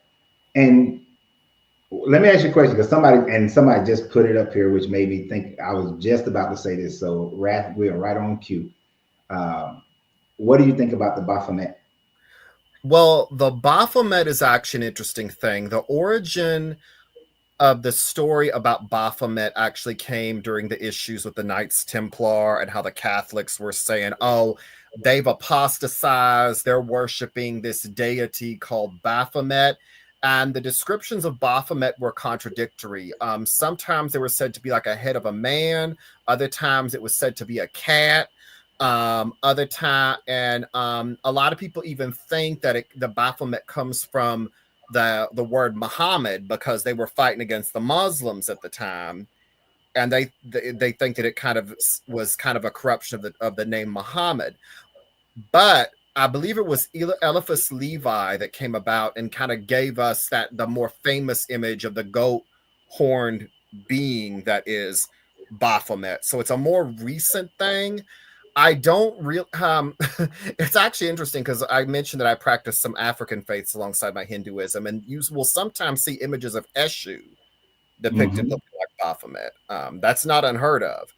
I don't have an issue with that coming into being, but I also know the history of Baphomet and kind of what it was. So, you know. Right. Now, I think that that image came up was like 18th century when that the more modern image came out, Yeah, 18th, that's 19th probably century. correct.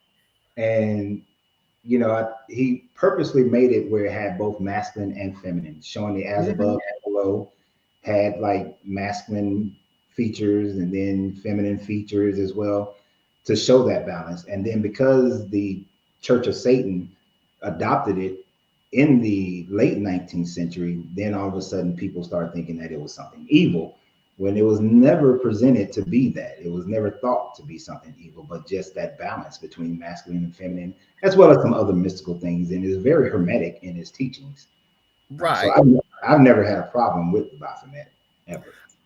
No, I wouldn't. I would say I have a problem with it. It's more so that I just know it's heritage. It's kind of like, and I'm gonna shots fired at people. I kind of look down on Wicca, because I know a lot of their founders were kind of weird people who didn't have a good knowledge of a lot of these ancient traditions. And, you know, Gerard Gardner, for instance, was very, very homophobic. He did not like gay people and were saying like they got the curse of the goddess.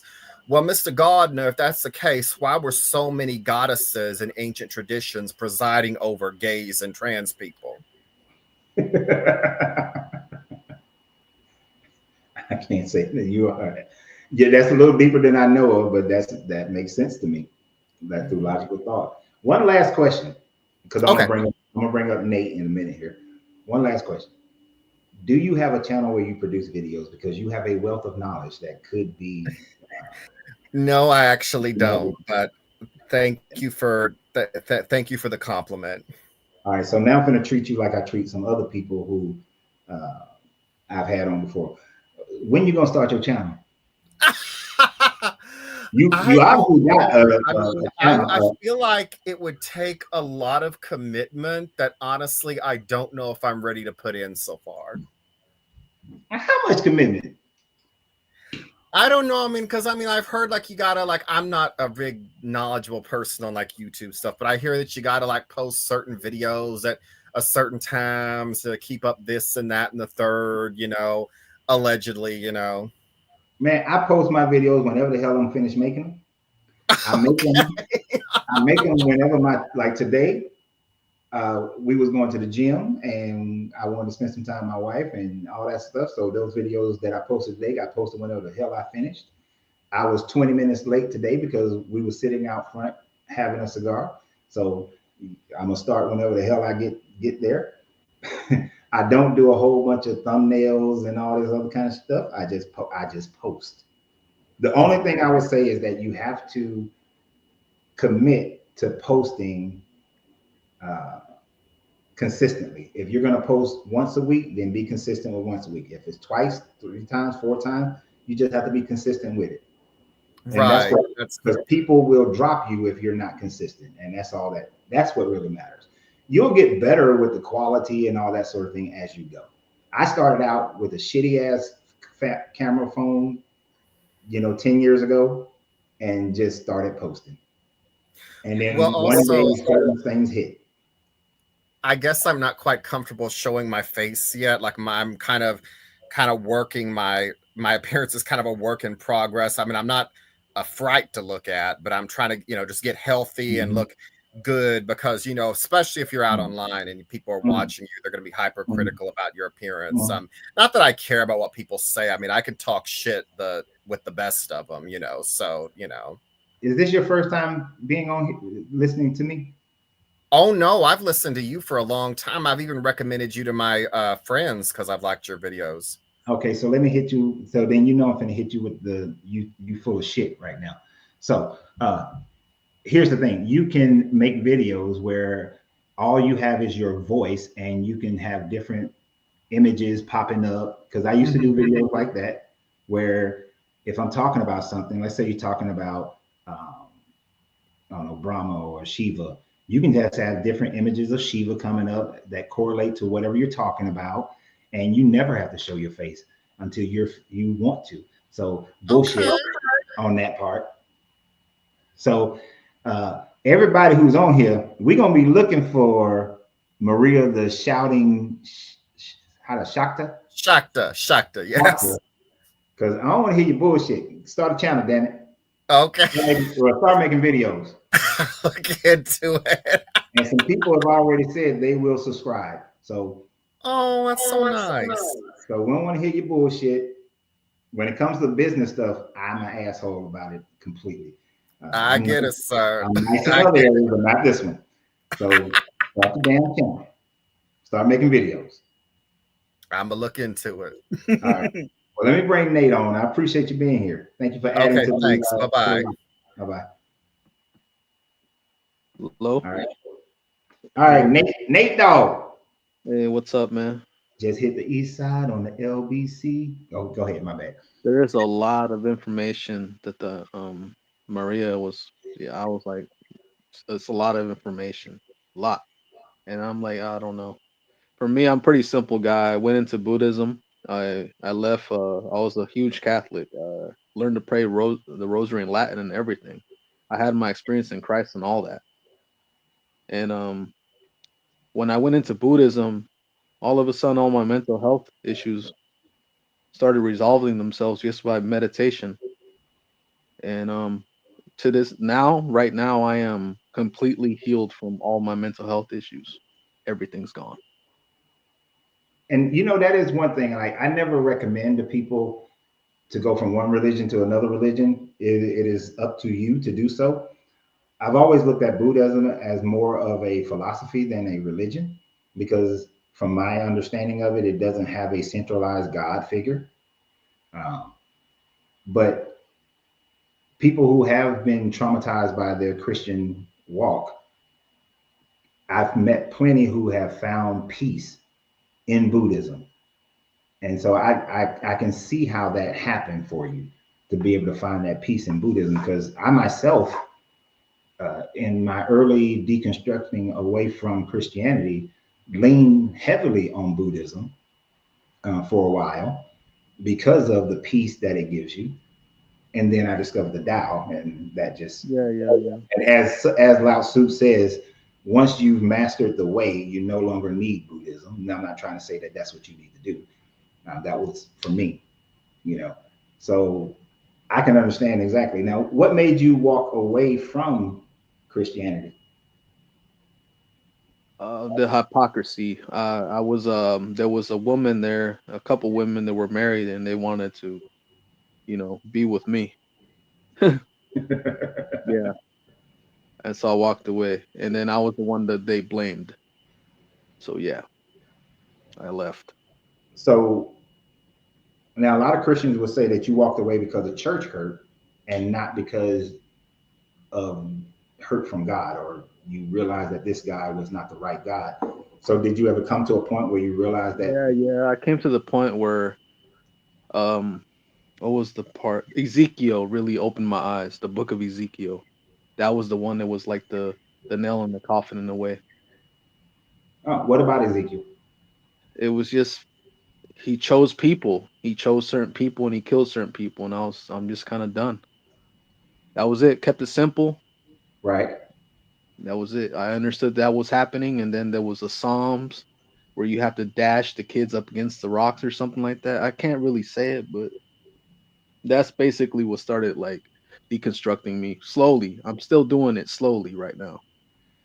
Right. Um, And there is a part, I think it is in Psalms, where it says that the mothers will beat their children head, for mothers to go beat their children heads against the rocks and kill the yeah, kids. yeah, And there's a whole lot of genociding. And how can you have a God that is claimed to be the God of all people, but and yeah, Christians like to throw it in with Jesus, that he said that all are the children of God. also the slavery part too.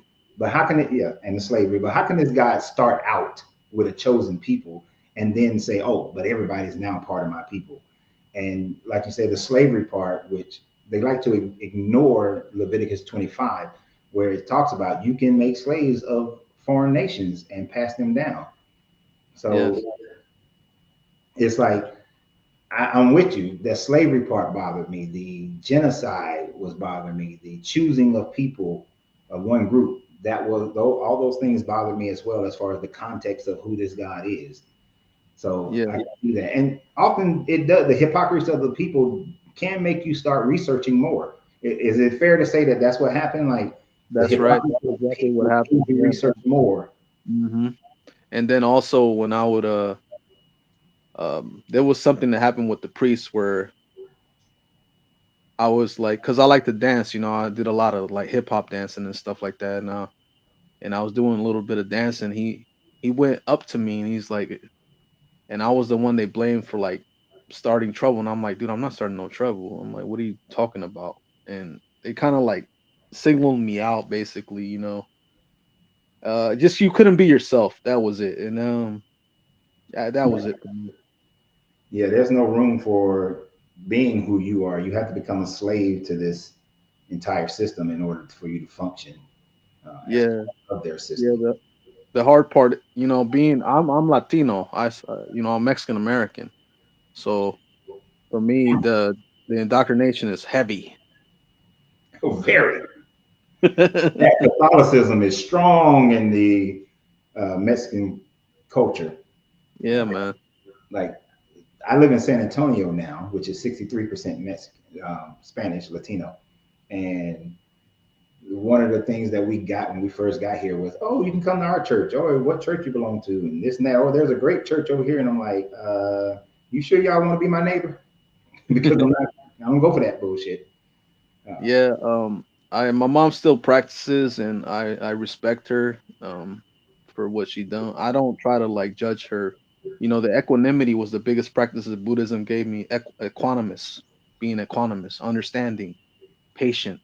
That's the main practice I practice every day. Equanimity. Okay. So Yeah. did your family ostracize you? No, no. My That brothers all. I was the only one that was basically going into becoming a priest and all that. So yeah. oh, you was going. I'm the heaviest one. I am the heaviest, most religious one. Wow. How did that affect them? Did that cause any trouble in their faith, or they just still just roll with it? No, my brother doesn't believe in it at all. You know, my older brother, and he's actually a pretty successful guy. My younger brother went into meditation, and then I was just, I had my foot out of the door in Catholicism, like, because I got really sick. I couldn't, I got sick from COVID, and I needed to look for other ways to heal holistically, and I couldn't walk. I was in and out of bed for 14 months, so uh, I was around the right people, and they told me how to heal, and it was all not Christian ways. Right. Yeah. So yeah, that basically forced enlightenment. Being sick forced enlightenment. And it's interesting how that enlightenment, that healing, never came from the Christian faith. Uh, Now, was yours a mixture of Yeah, it Christian? was a mixture. Yeah, it was a mixture of like what do you call it? The part of the subconscious with a prayer I chose, but I chose very careful Christian prayers, very careful, Hmm. and I just repeated. I still to this day I'm still repeating the affirmations all day in order to have a good mindset, and they do work. And I have a consistent practice of meditation, an hour and a half a day. I do qigong every day, tai chi. I'm always in nature. I have such a different view of life. It's very peaceful and calming. This changed my life, man. And a lot of Christian people don't realize that. They don't realize that Christianity, they always say how Christianity changes their life and changes the life of other people for better, but it doesn't. It doesn't always change someone's life. Your own mindset will change your life. And you won't get it from Christianity. And if people were to open themselves up to other philosophies, you will find that you can heal yourself and heal your mind from other practices beyond Christianity, because unless you're somebody who just skirts over the general ideas of Christianity, but if you dig deep into Christianity, you will not find healing in there. You will find destruction. You'll find inflammation because you're always seeking. They always keep you they always keep you seeking. It causes inflammation in your system because you're always seeking, looking for an answer. It's the never-ending circle of rebirth. It's called Right. that in Buddhism. That's called the cycle of rebirth. Yeah. You know what? I'm gonna put you on the spot for a second. Mhm. I'm gonna use you. You mind if I use you for a second? Go ahead, man. All right. I'm not looking forward to being used, but yes. I need I need to walk away for about 3 minutes Okay. because I've drank too much water. So I'm gonna be very transparent about why. Okay. Can you explore the Eightfold Path real quick? Hold on. Let me get something to help me with that real quick. And you can start with the Four Noble Truths. Okay. I'll just get something that can help me with that. Hurry up, man. I gotta take Yeah, this I break. got it. I got it. I'll just Usually put if a it's little like this, belt. I just walk away and tell everybody to hold on for a few minutes. But woo. Oh man, I'm out of battery over here. Let me plug in. Go ahead and I'll get it started. All right, get it started for me. Y'all hold on. Nate got y'all. Nate got y'all. All right. Give me a second. Man, I'm on the spot, man. I don't got this information yet.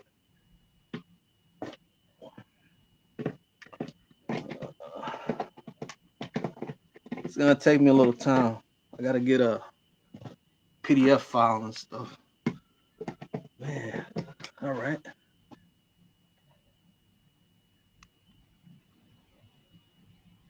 Sorry guys, I'm getting this getting it turned on.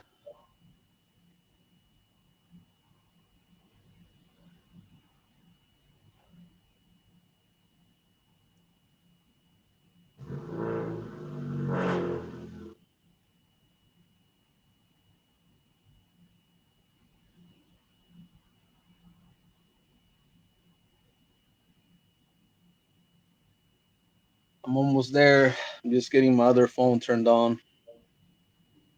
I'm still brand new at Buddhism. Been only practicing meditation's been almost 2 years, but Buddhism's been like 3 or 4 months.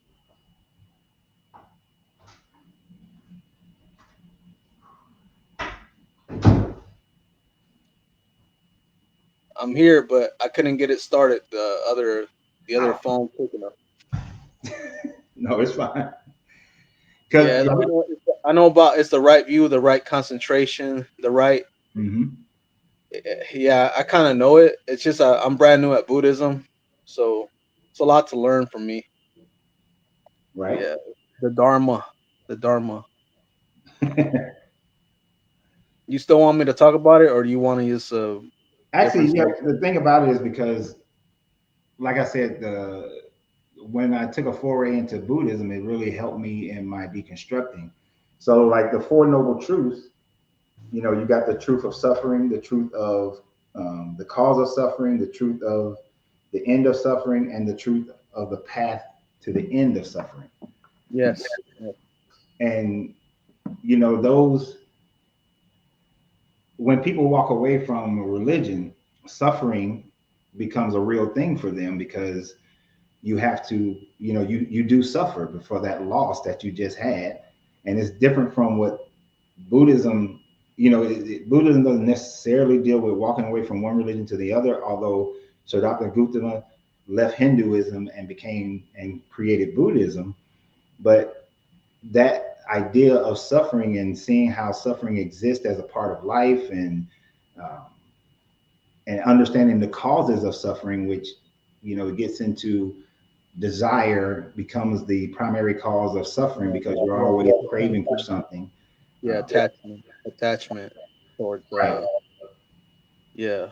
Also, one thing I did though, coach, was that I read a lot of Carl Jung, a lot, and I did a lot of shadow work, and that was the basically it was a mixture between Buddhism, meditation, and Carl Jung, but a lot of Carl Jung. So yeah, Yeah, that's where Carl Jung is great. I read a lot of his work, Sigmund Freud, Aristotle, Plato, um, a lot of Stoic philosophies were really helpful. But I gotta say the Four Noble Truths and the Eightfold Path really started to help me. And then, of course, once I started getting into, and in my meditating, I got into the Hermetics.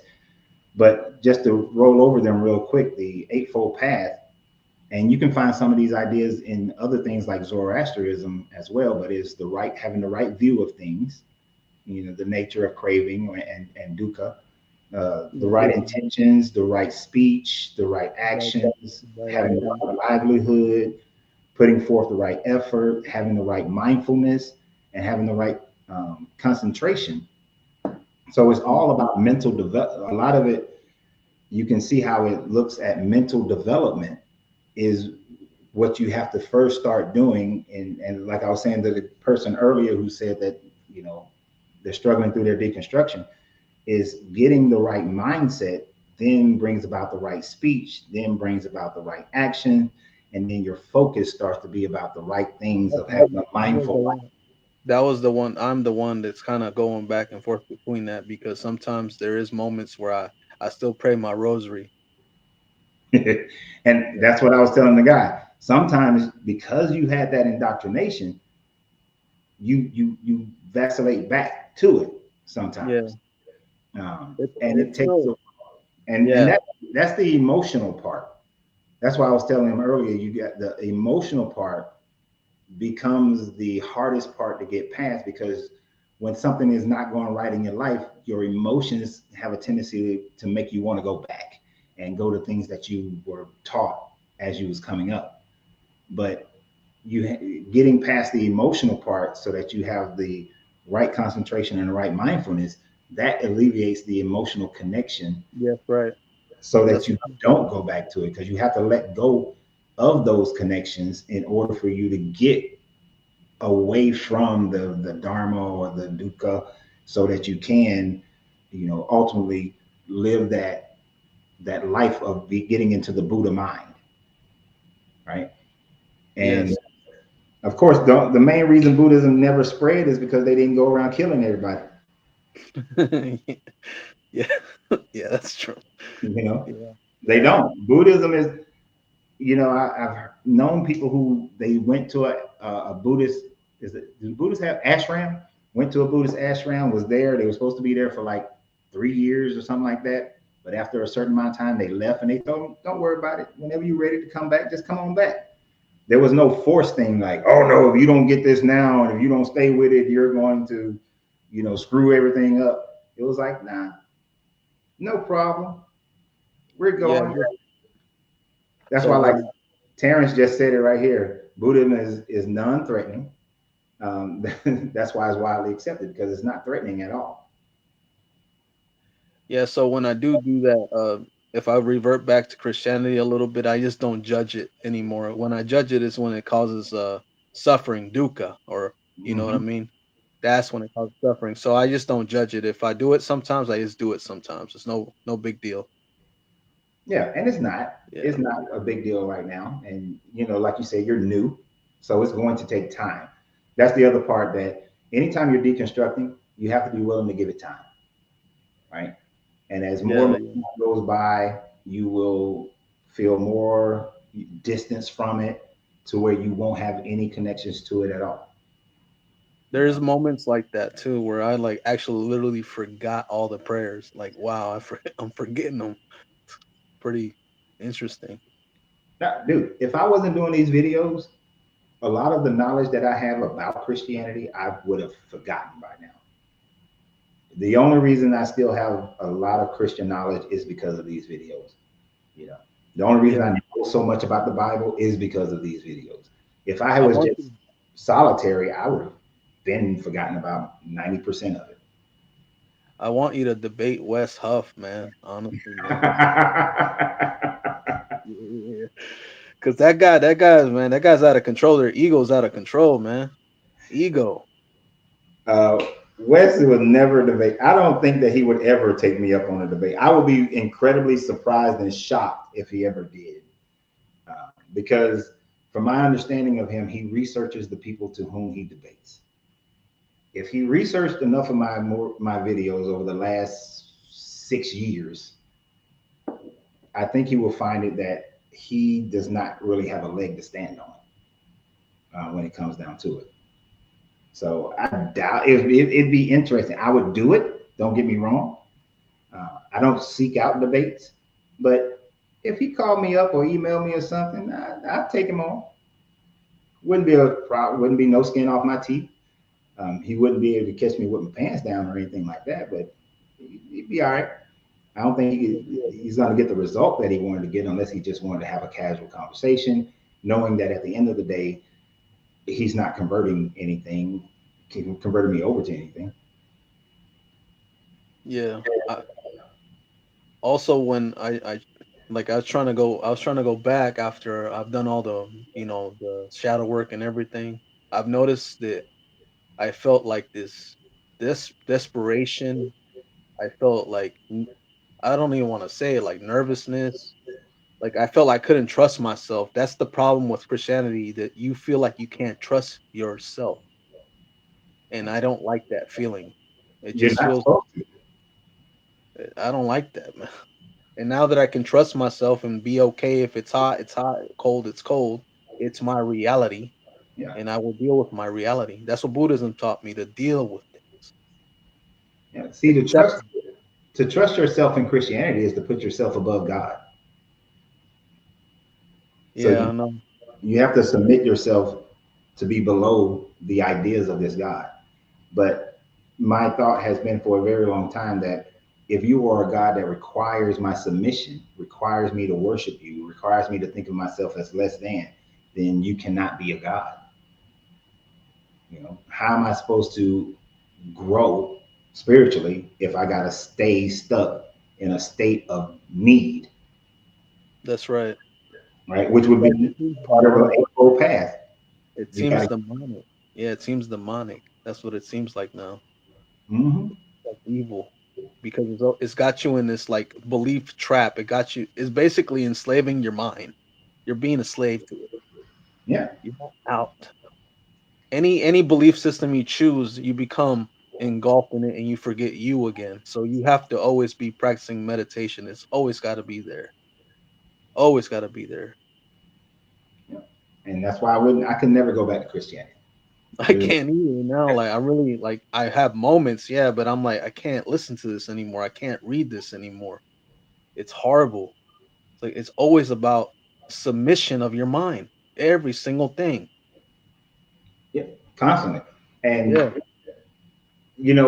and that's why I understood the Gnostics and their principles, most Gnostics for their principles of thinking that, the God of the Old Testament is a evil God that created this universe, that created the earth and created us, and it trapped our spirit in a situation where we remain enslaved to this matter form of existence so that we never return back to the Plamora and realize our true selves.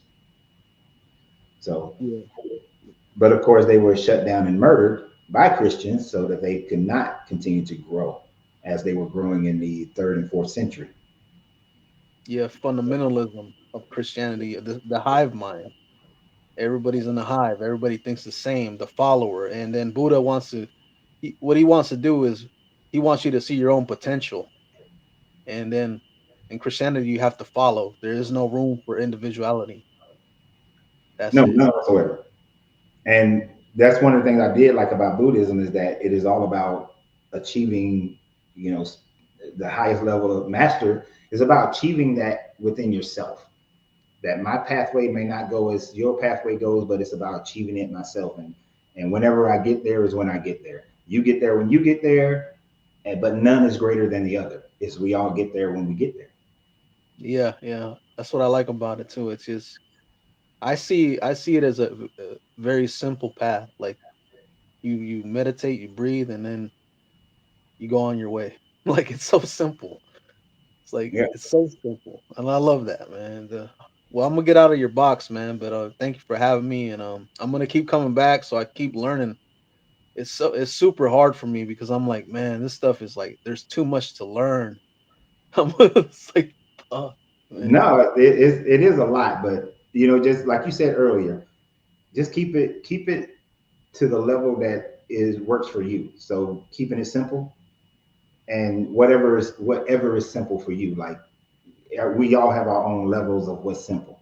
So whatever is simple for you, just keep it simple in that form in your framework, and you'll keep growing. You don't have to know everything that somebody else knows, and you're gonna know more than what other people know. like Right? Maria knew too much. I was like, that's too much. That's too much the whole time, man. That's too much. That's brain inflammation. It's like that's too much. Right. But I can tell by the way that Maria was talking that what she was talking about is simple for her. It's simple for Maria. That's Yeah, it. when you hear me go on about Young, it's very easy for me to go about Young. Very. I love Young, so And for I some can people, young would be difficult. yeah, no, Young is not difficult at all for me at all. Like I even know about chaos magic as well. I know Um, about the unrefined power within our astral field as well and how to command it. But I don't get into that stuff. That will be called the spooky stuff Alan Watts would talk about. I keep mine simple. yeah. And see, I like to play with that stuff.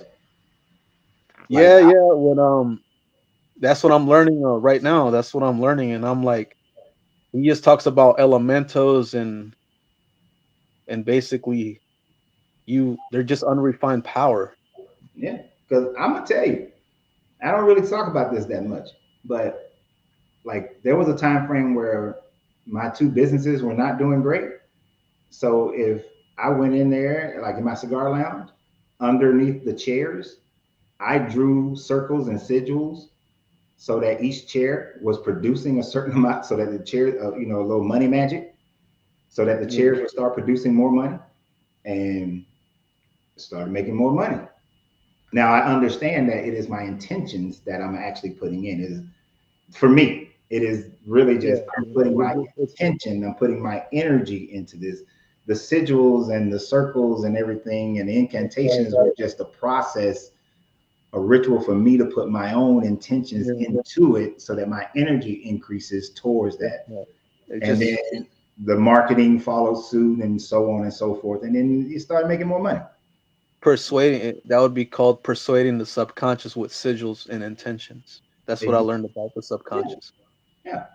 So I play Yeah. with magic, but I understand what the magic really is. And the magic is really Yeah, it's in in the here. mind. It's in the mind. Yeah. This is why I repeat affirmations all day. Because I rather be in a positive mindset than revert back to a negative mindset. That doesn't work for me. So I just repeat the same ones over and over and over. And I Yeah, finally have the moment of relaxation and I know they're working. exactly. That's why I don't allow negative people around me. Yeah, But man, we're in the same, man. We're in the same, but it's I believe that you have more knowledge that I need to learn so I can deconstruct a little easier. It's um, just hard for me because I still love Christianity. I You know? understand. I Yeah. understand. And whatever you can gain from me, take it. Whatever you don't like, throw it away. I It's always like I love it and I don't want to like at the same time I'm like, man, I can't sit here and read this anymore. So there's like this it's alleviating as I let go slowly, it's alleviating, it's going on its own in a very easy pace. right. And it'll continue. It'll continue to go. As long as that is where your mind is determined for it to go, then it'll go. Yeah. Yeah. Thank you But for having me on, man. Honestly, I'm just gonna keep coming back and I'm keep learning. And then appreciate I'm gonna read Judges 19 today and 21. I'm gonna I am. I'm gonna read it.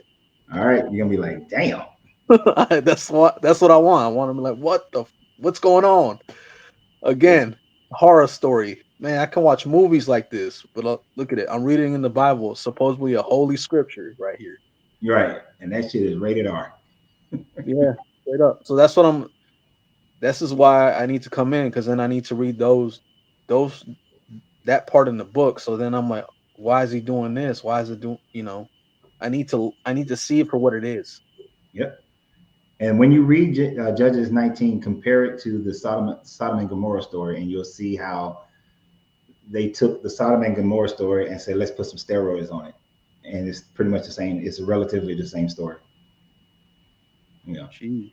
So it's an interesting comparison as well. All right, all right. Lorenzo, right? Yep. Man, this is Nate, man. Nate Dog. I'm from Portland, Oregon, man. So yeah. Ooh, it's cold up there. Yes, it is. Yes, it is. It's real cold. I'm wearing long socks right now. I'm telling you. All right, peace, man. Thank All you right. for having me on. Appreciate My you. pleasure. I appreciate you being here. Like, I forgot to ask Maria where they were. I like to know where you guys are. So Maria, Shakta, if you're still on here, where the hell are you? And yes, somebody wrote that coach does magic spells. I do. I sometimes do.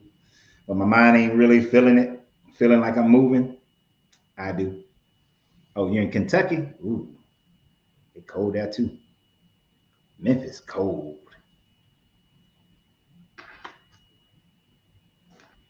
So tell them to watch the video. Yes, yes. Everybody should watch all the videos, all 3,000 videos or more that I've created. Watch them. Watch all the videos. Okay, so you do black magic prayers to Kalima. Yeah, I don't see any problems with anybody doing any kind of magical ritual as long as you're not trying to control other people or hurt other people. because to me, it's really just your own mental intentions, and that's it, right? Um, I do think that there is a level of knowledge, consciousness, emotional control to where you can affect the physical world. I don't know. I ain't got there fully yet, not claiming any evidence of it other than, I know the mind is incredibly powerful. I know emotions are incredibly powerful. So they do affect us and they affect those around us. And that's one reason why I got my meditation bowls are over there, and I meditate. And I'm in a constant state of meditation as well. I can have a conversation with you guys and still be in a state of meditation. And yes, I know that meditations work. Science has proven that it works. Look at man. Look at Boondocks. I'm in San Antonio. Don't see that you see that negative intention? I'm in San Antonio. We ain't getting no snow down here in San Antonio. I deem it to be. I don't need I got my own weather control. We're not having snow down here.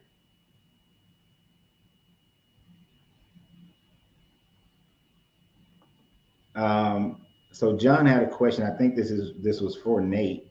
I have a question for the practitioner. How much do you suffer for your craft?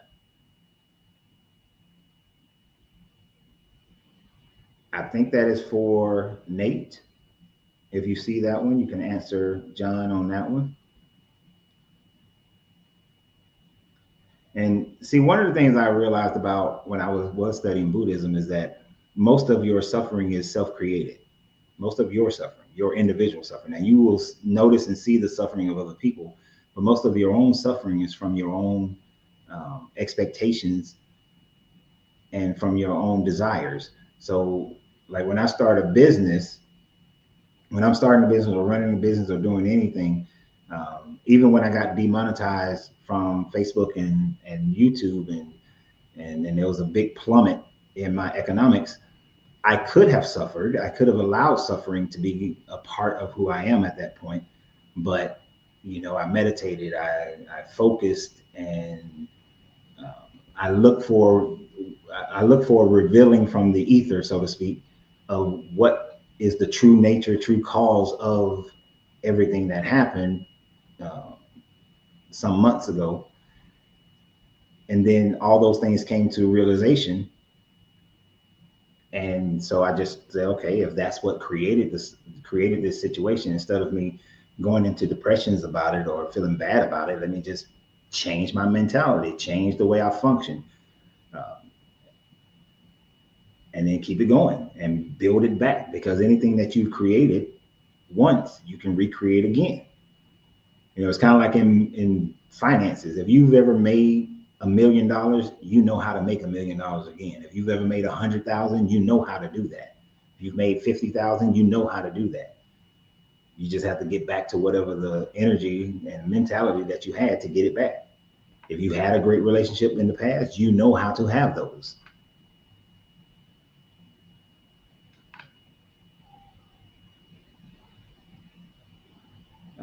Let's see. I know I missed some of you guys' statements, and they're moving kind of fast for me.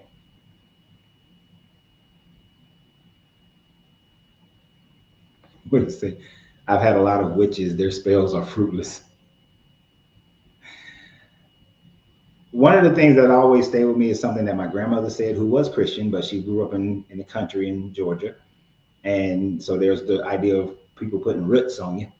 And she said to me one time that if you don't believe in it, it won't happen. So if somebody, I'm putting this bad root intention on you, only if I believe it can their negativity affect me. So if somebody's supposed to do something good for me, only if I believe it. It's kind of like one of those things from Christianity. If two come together and have no doubt, and they tell the mountain to move, then the mountain will move.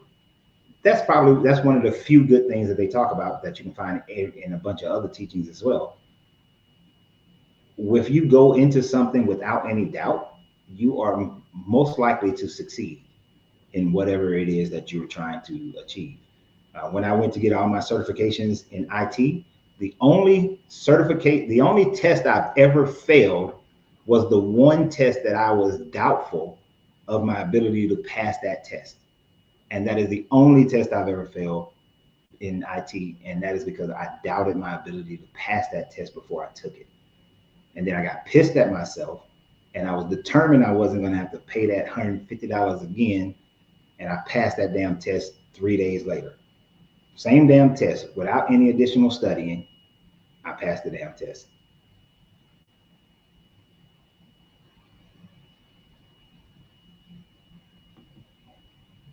To what I'm asking is, to my understanding, you don't achieve anything through black magic without suffering? That is more of a modern day thought process on it. There's no such thing as white magic, black magic, in my opinion. It is all just magic, and all of it is just hermetics. You only suffer because you decide to suffer.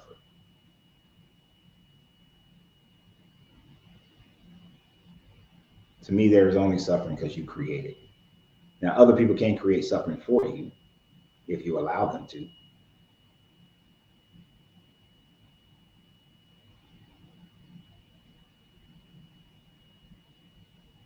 Okay, I'm moving too fast over me again.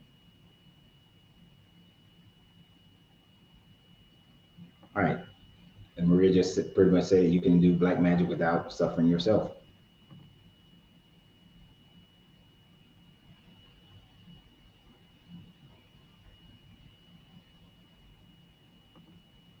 Yeah.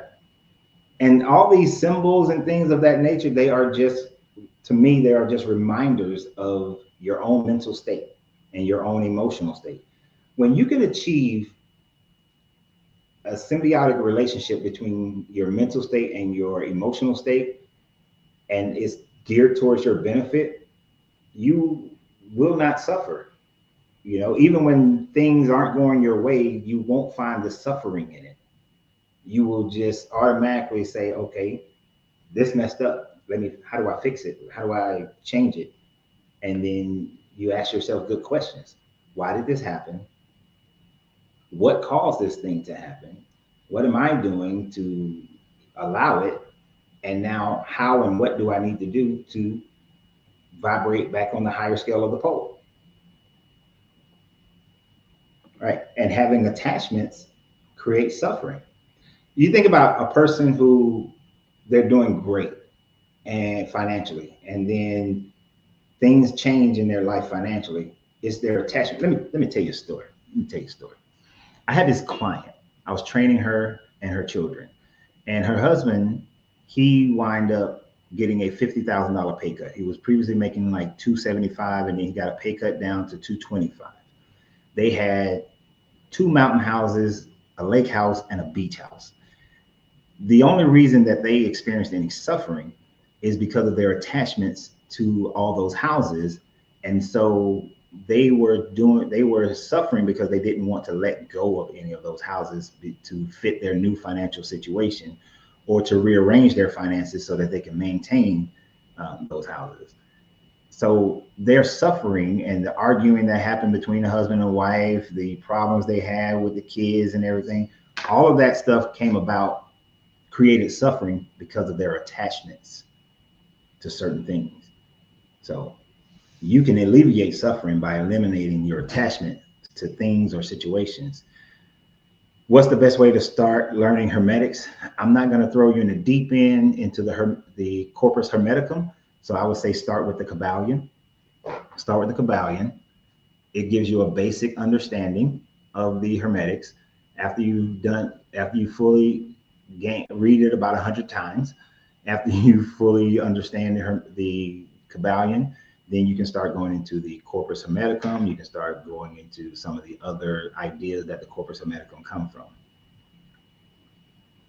But the Kabbalion is the simplest way to start.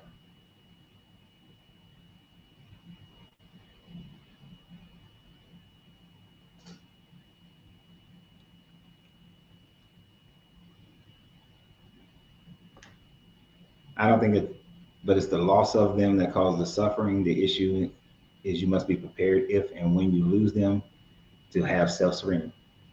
you're saying the same thing. You're saying the same thing. It's still the attachment.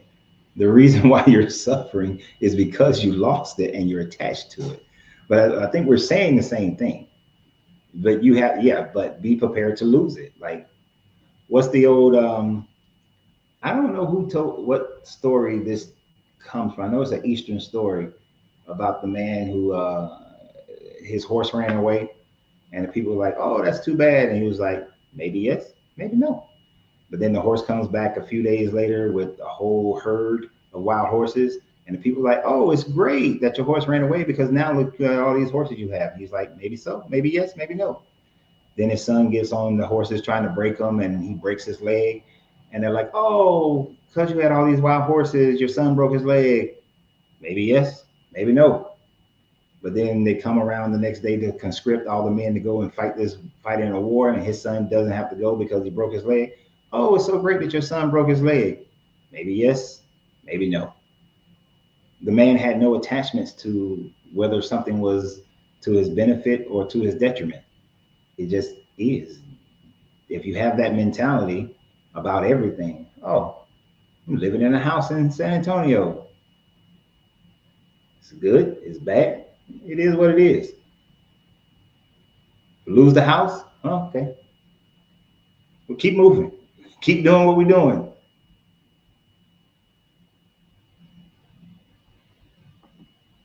Did I watch Lord Jamal embarrass himself in an interview with Professor Dave? I don't know who any of those two people are. I only know one Jamar.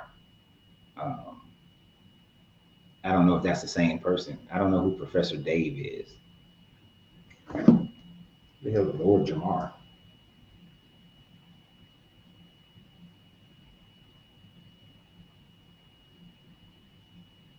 I'm pretty sure it's not the Jamar I know. Lord Jamar, American rapper and DJ.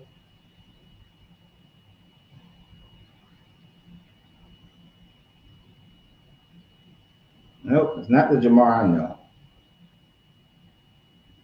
Because the reason why I say that, I doubt if any Christian pastor can handle Jamar, the Jamar I know. Oh, Lord Jamar from Brand Nubians. Boy, I used to listen to some Brand Nubians back in the day.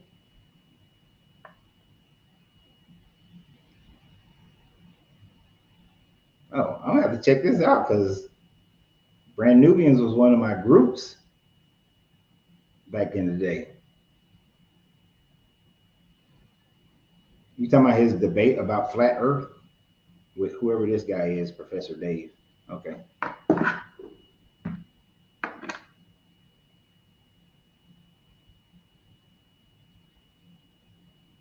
he's older than me. That's right. One monkey don't stop no show. You know what? Like one of the marriage advices that I was given when I was 19 years old was if you're in order to know that you love someone, you have to be willing to let them go. Uh, because and it was basically the idea of over time, person you may not be right for that person anymore, and you still being with that person may be detrimental to that person. So if you love them, be willing to let them go. But if you're willing to let them go, and there's a whole bunch more to it, you most likely won't lose the person. But when people have such a grip on people, you try to control them. And control is never good because you can't control anything. Change is a constant of the universe and things are always going to change. Like I love my wife, you know, to the I love life into her every day, but she may decide one day that she wanna be somebody that I don't like no more. I would love her enough to say, you need to kick rocks, woman. Unlikely to happen. It's more likely that she would be like, I can't stand you. You get on my nerves. She kicked me to the curb. Because admittedly, I don't think I'm the easiest person to be with.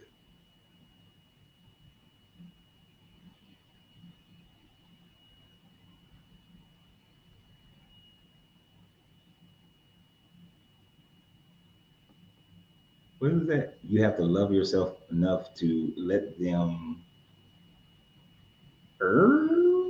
anything go if they don't, if it don't, or it don't want to get kept. Right. Some things don't want to be kept. You gotta let it go. You gotta know when to hold them, know when to fold them.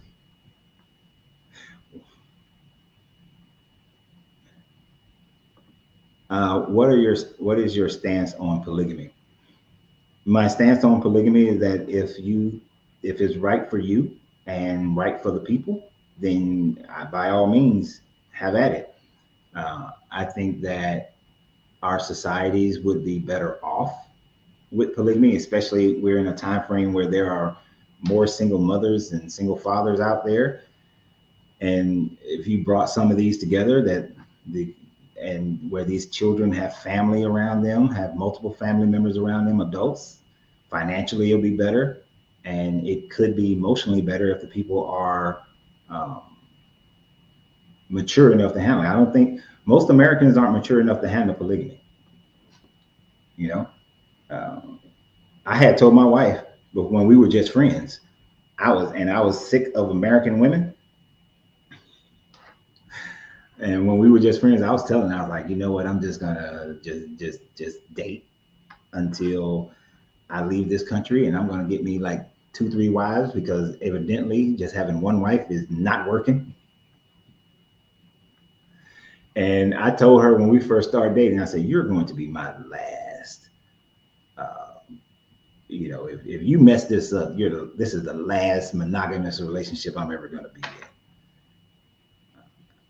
So, like, I think I know I have the maturity to do that. I don't think most Americans have the maturity to do it. Some of the ones who do it out of control, but it takes a certain level of maturity to be in that situation where you're going to have some jealousy. You're not going to be able to escape that. No. A couple of, well, a polygamous group that I was dealing with. Yeah. And when I say jealousy, I mean things of this nature at the small level. You had one person who loved flowers. You have another person who loved taking walks in nature. So he would give flowers to one, take walks in nature with the other one. Now, the one who liked the nature walks doesn't like flowers. The one who liked flowers doesn't like nature walks. But then they saw the happiness that the other one was having. And so all of a sudden they started wanting flowers and they started wanting nature walks, both of them. So as a mature male in the situation, he started giving flowers to both of them. He started taking nature walks with both of them. Now they're all happy. So you're going to have that because people may learn things about themselves that they um, previously thought otherwise. Now you do have, and so you have to be balanced, you know, into realizing that if you're going to be the single male or female in a situation, you have to balance both people. And there was one guy in Atlanta, which yes, Atlanta is probably it's easy to do it in Atlanta.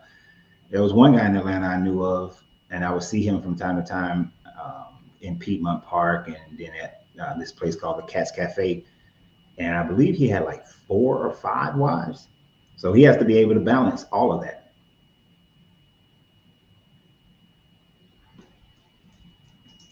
Now, if you have jealousy at a level where the people become combative towards each other and trying to outdo one another, that is the type of jealousy that the people are not prepared to be in that type of situation. If you have the type of mentality, and this is one of the things, Atlanta may be easy, but you have this mentality in Atlanta. If he has to be able to have a separate house for each one of his wives, and he need to be able to buy separate cars, and he need to buy this, and he need to. They are completely missing what polygamy is. That they are looking at rich folks polygamy. Common people polygamy back in the day was everybody was contributing to the financial well-being of everyone. There is no separate freaking houses and he got to foot the bill for everything. You know, no.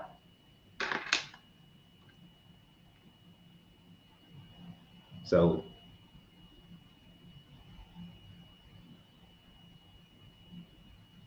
and I don't think most men, American men, are cut out for it either, or most westernized men are cut out for it. But yes, if you're capable of the negative kind of jealousy, you need to not participate in it. But I don't think there's anything wrong with it.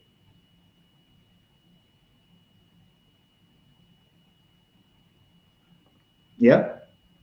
And depending upon your situation, they will have their own rooms.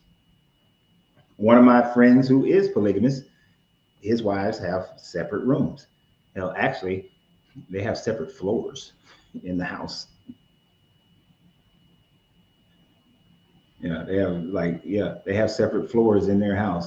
You know, the one wife has one floor, the other wife has another floor, and then they have a whole family floor. And on that family floor, he actually has his own private room as well.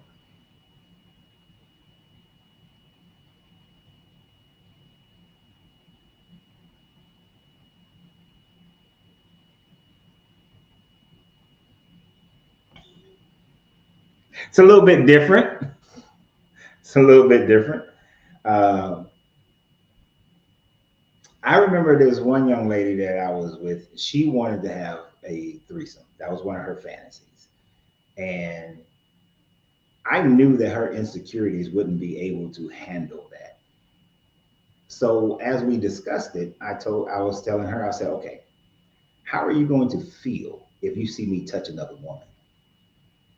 Oh, I'm not gonna like that. I don't want you to touch another woman. She can touch me, and and I can touch her, but you can't touch her. You can only touch me. I was like, well, that defeats the purpose. That's not fair. I'm no. And she was also like, she was very selfish in her mindset about it. And so I was like, no, we're not doing this. That's not something that's going to happen. Not with me.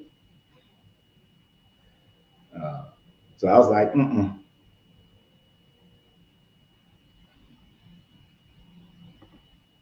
And I do go both ways with this thought process. If a man could have multiple, then a woman can have multiple as well. It's however you can make it. There's a young lady that I've spoken about before. She has two husbands. Both husbands are also like neurosurgeons and they work opposite schedules, and she's an engineer. And I'm just telling you that part because financially they are killing the game. But I have no problems with it going either way. You just say, oh no, coach, I can help. Shut up, Tim. Yeah. And on the most part, you see polygamists sleep with their wives separately in most other countries. A lot of the ones in America, though, are different. You usually oftentimes you have a bi female. So it kind of like changes that as well.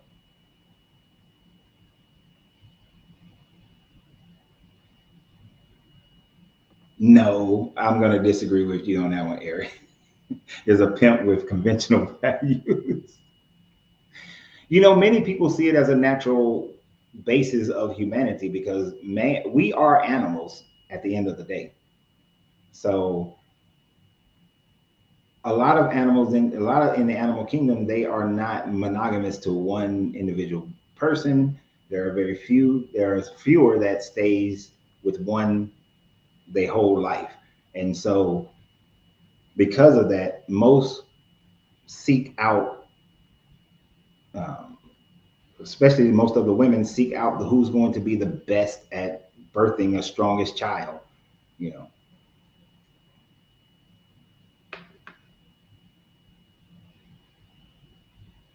Yeah, and marriage today is just a legal document. It's just legal prostitution. Ah, No, I don't think that that woman is just a business agreement. They just happen to have really high paying jobs. And so they were able to build together. But that's just what that young lady desired. And a bi female in a polygamous relationship, that does help the situation. But one of the things I have noticed about polygamous relationship, because no man can emotionally fully support any woman. And having a sister wife who can help with the emotional aspects of each woman where they can't get it from their husband, I've seen that be very beneficial to the ladies involved.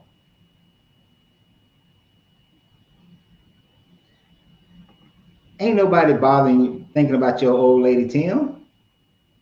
She old anyway, as you described her.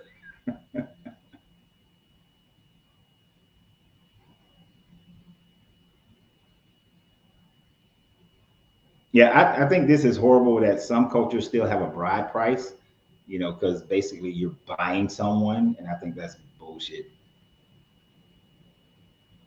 Nah, Tim, you put it out there. Nah, I know you're just playing, dude. You'll pay me? Shut up. I'm not. I ain't mean to click on that one.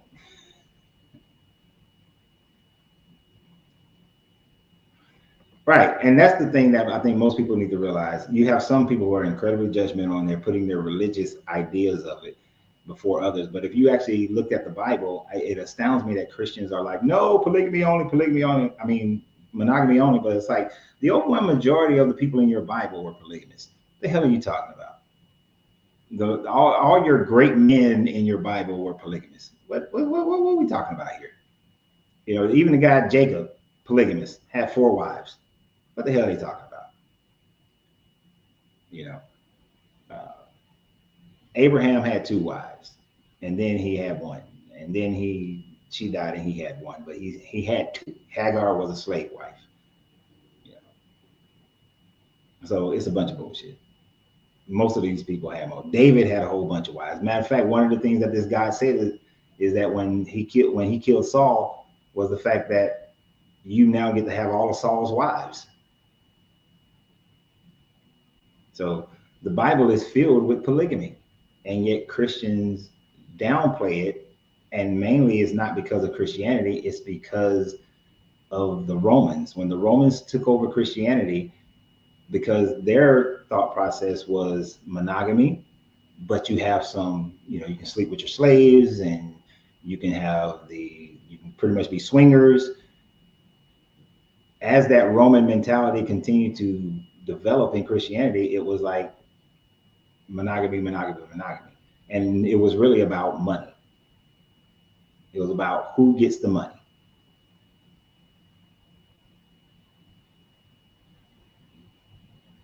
Yeah. And this is up. I could care less what people do in their private lives, as long as it's not hurting me. I could care less. As long as it's not hurting society or people, I could care less. You sleep with whoever you want to sleep with, love whoever you want to love. I don't give 2 shits about that. Now, don't force me to accept everything that you do. If you want to marry your cat and your dog, and I think that that's crazy as hell, no. Don't try to force me to say that, yes, that's acceptable. It's not acceptable for me. But if you want to go do it, go do it. Just don't expect me to approve of it. You know, and the thing about it, you shouldn't need my approval, nor anybody else's. The only approval you need is your own and the people that are involved. Now, I don't think you should mess with animals because the animal doesn't have the consciousness to be able to say yes or no. Yep. Romans only had 1 wife, while monogamy spread through Christianity. But they all had mistresses and sex slaves. They sure did.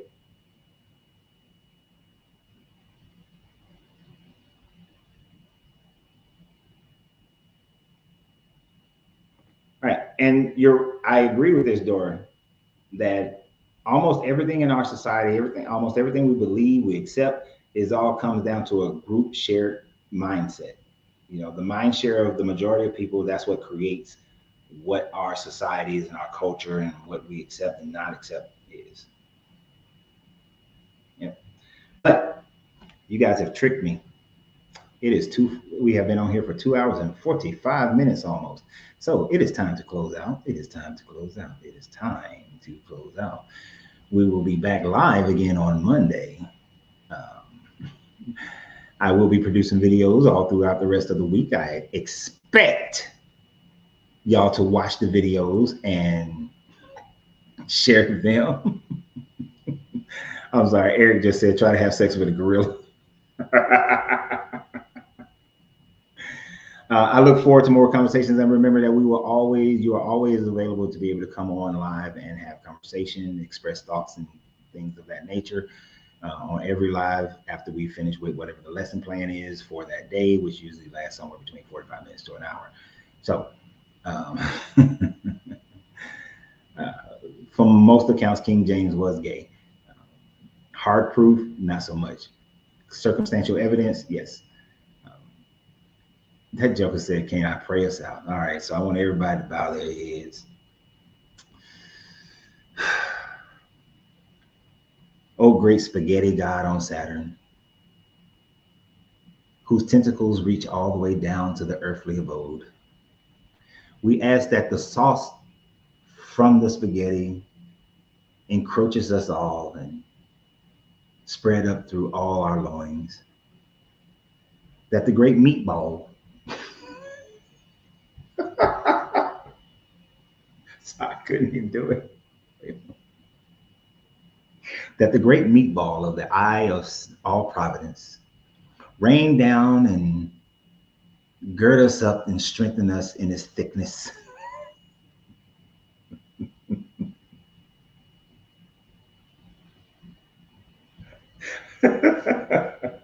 Y'all stupid. The fact that y'all sitting up here going along with that dumb stuff, y'all got problems. That's why I love y'all. Y'all got problems. Oh, and Boondocks has spaghetti. And we want to thank you for the communion that Boondocks have taken for all of us today in having the spaghetti in preparation for this. May the boiling waters of the noodles ascend upon the highest vibrations of all that we are, with a little bit of salt and a little bit of virgin olive oil be spread amongst us. Anoint us on the slippery slide of the slurping. Keep us away from using the spoon to twirl the noodles, as it is the work of the devil, the evil adente meat noodles.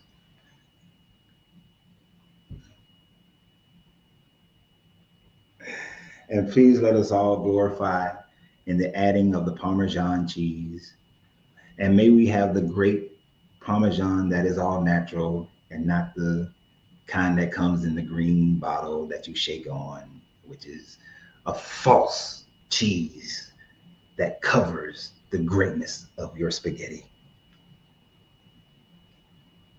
All hearts and minds be clear.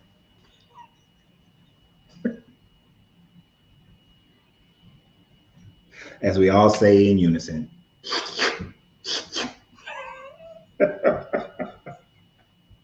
I told y'all, if you ever meet me, I am not some serious dude all the time.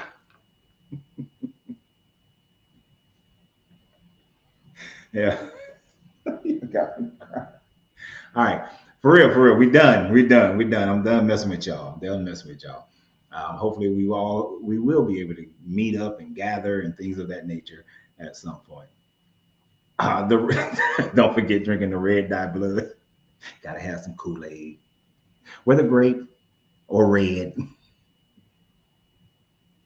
But I look forward to our next conversation. See you guys on Monday live. So if you want to come on live, get yourself ready, get yourself prepared for it. I would love to have people come on after we talk about whatever the discussion matter is going to be for Monday.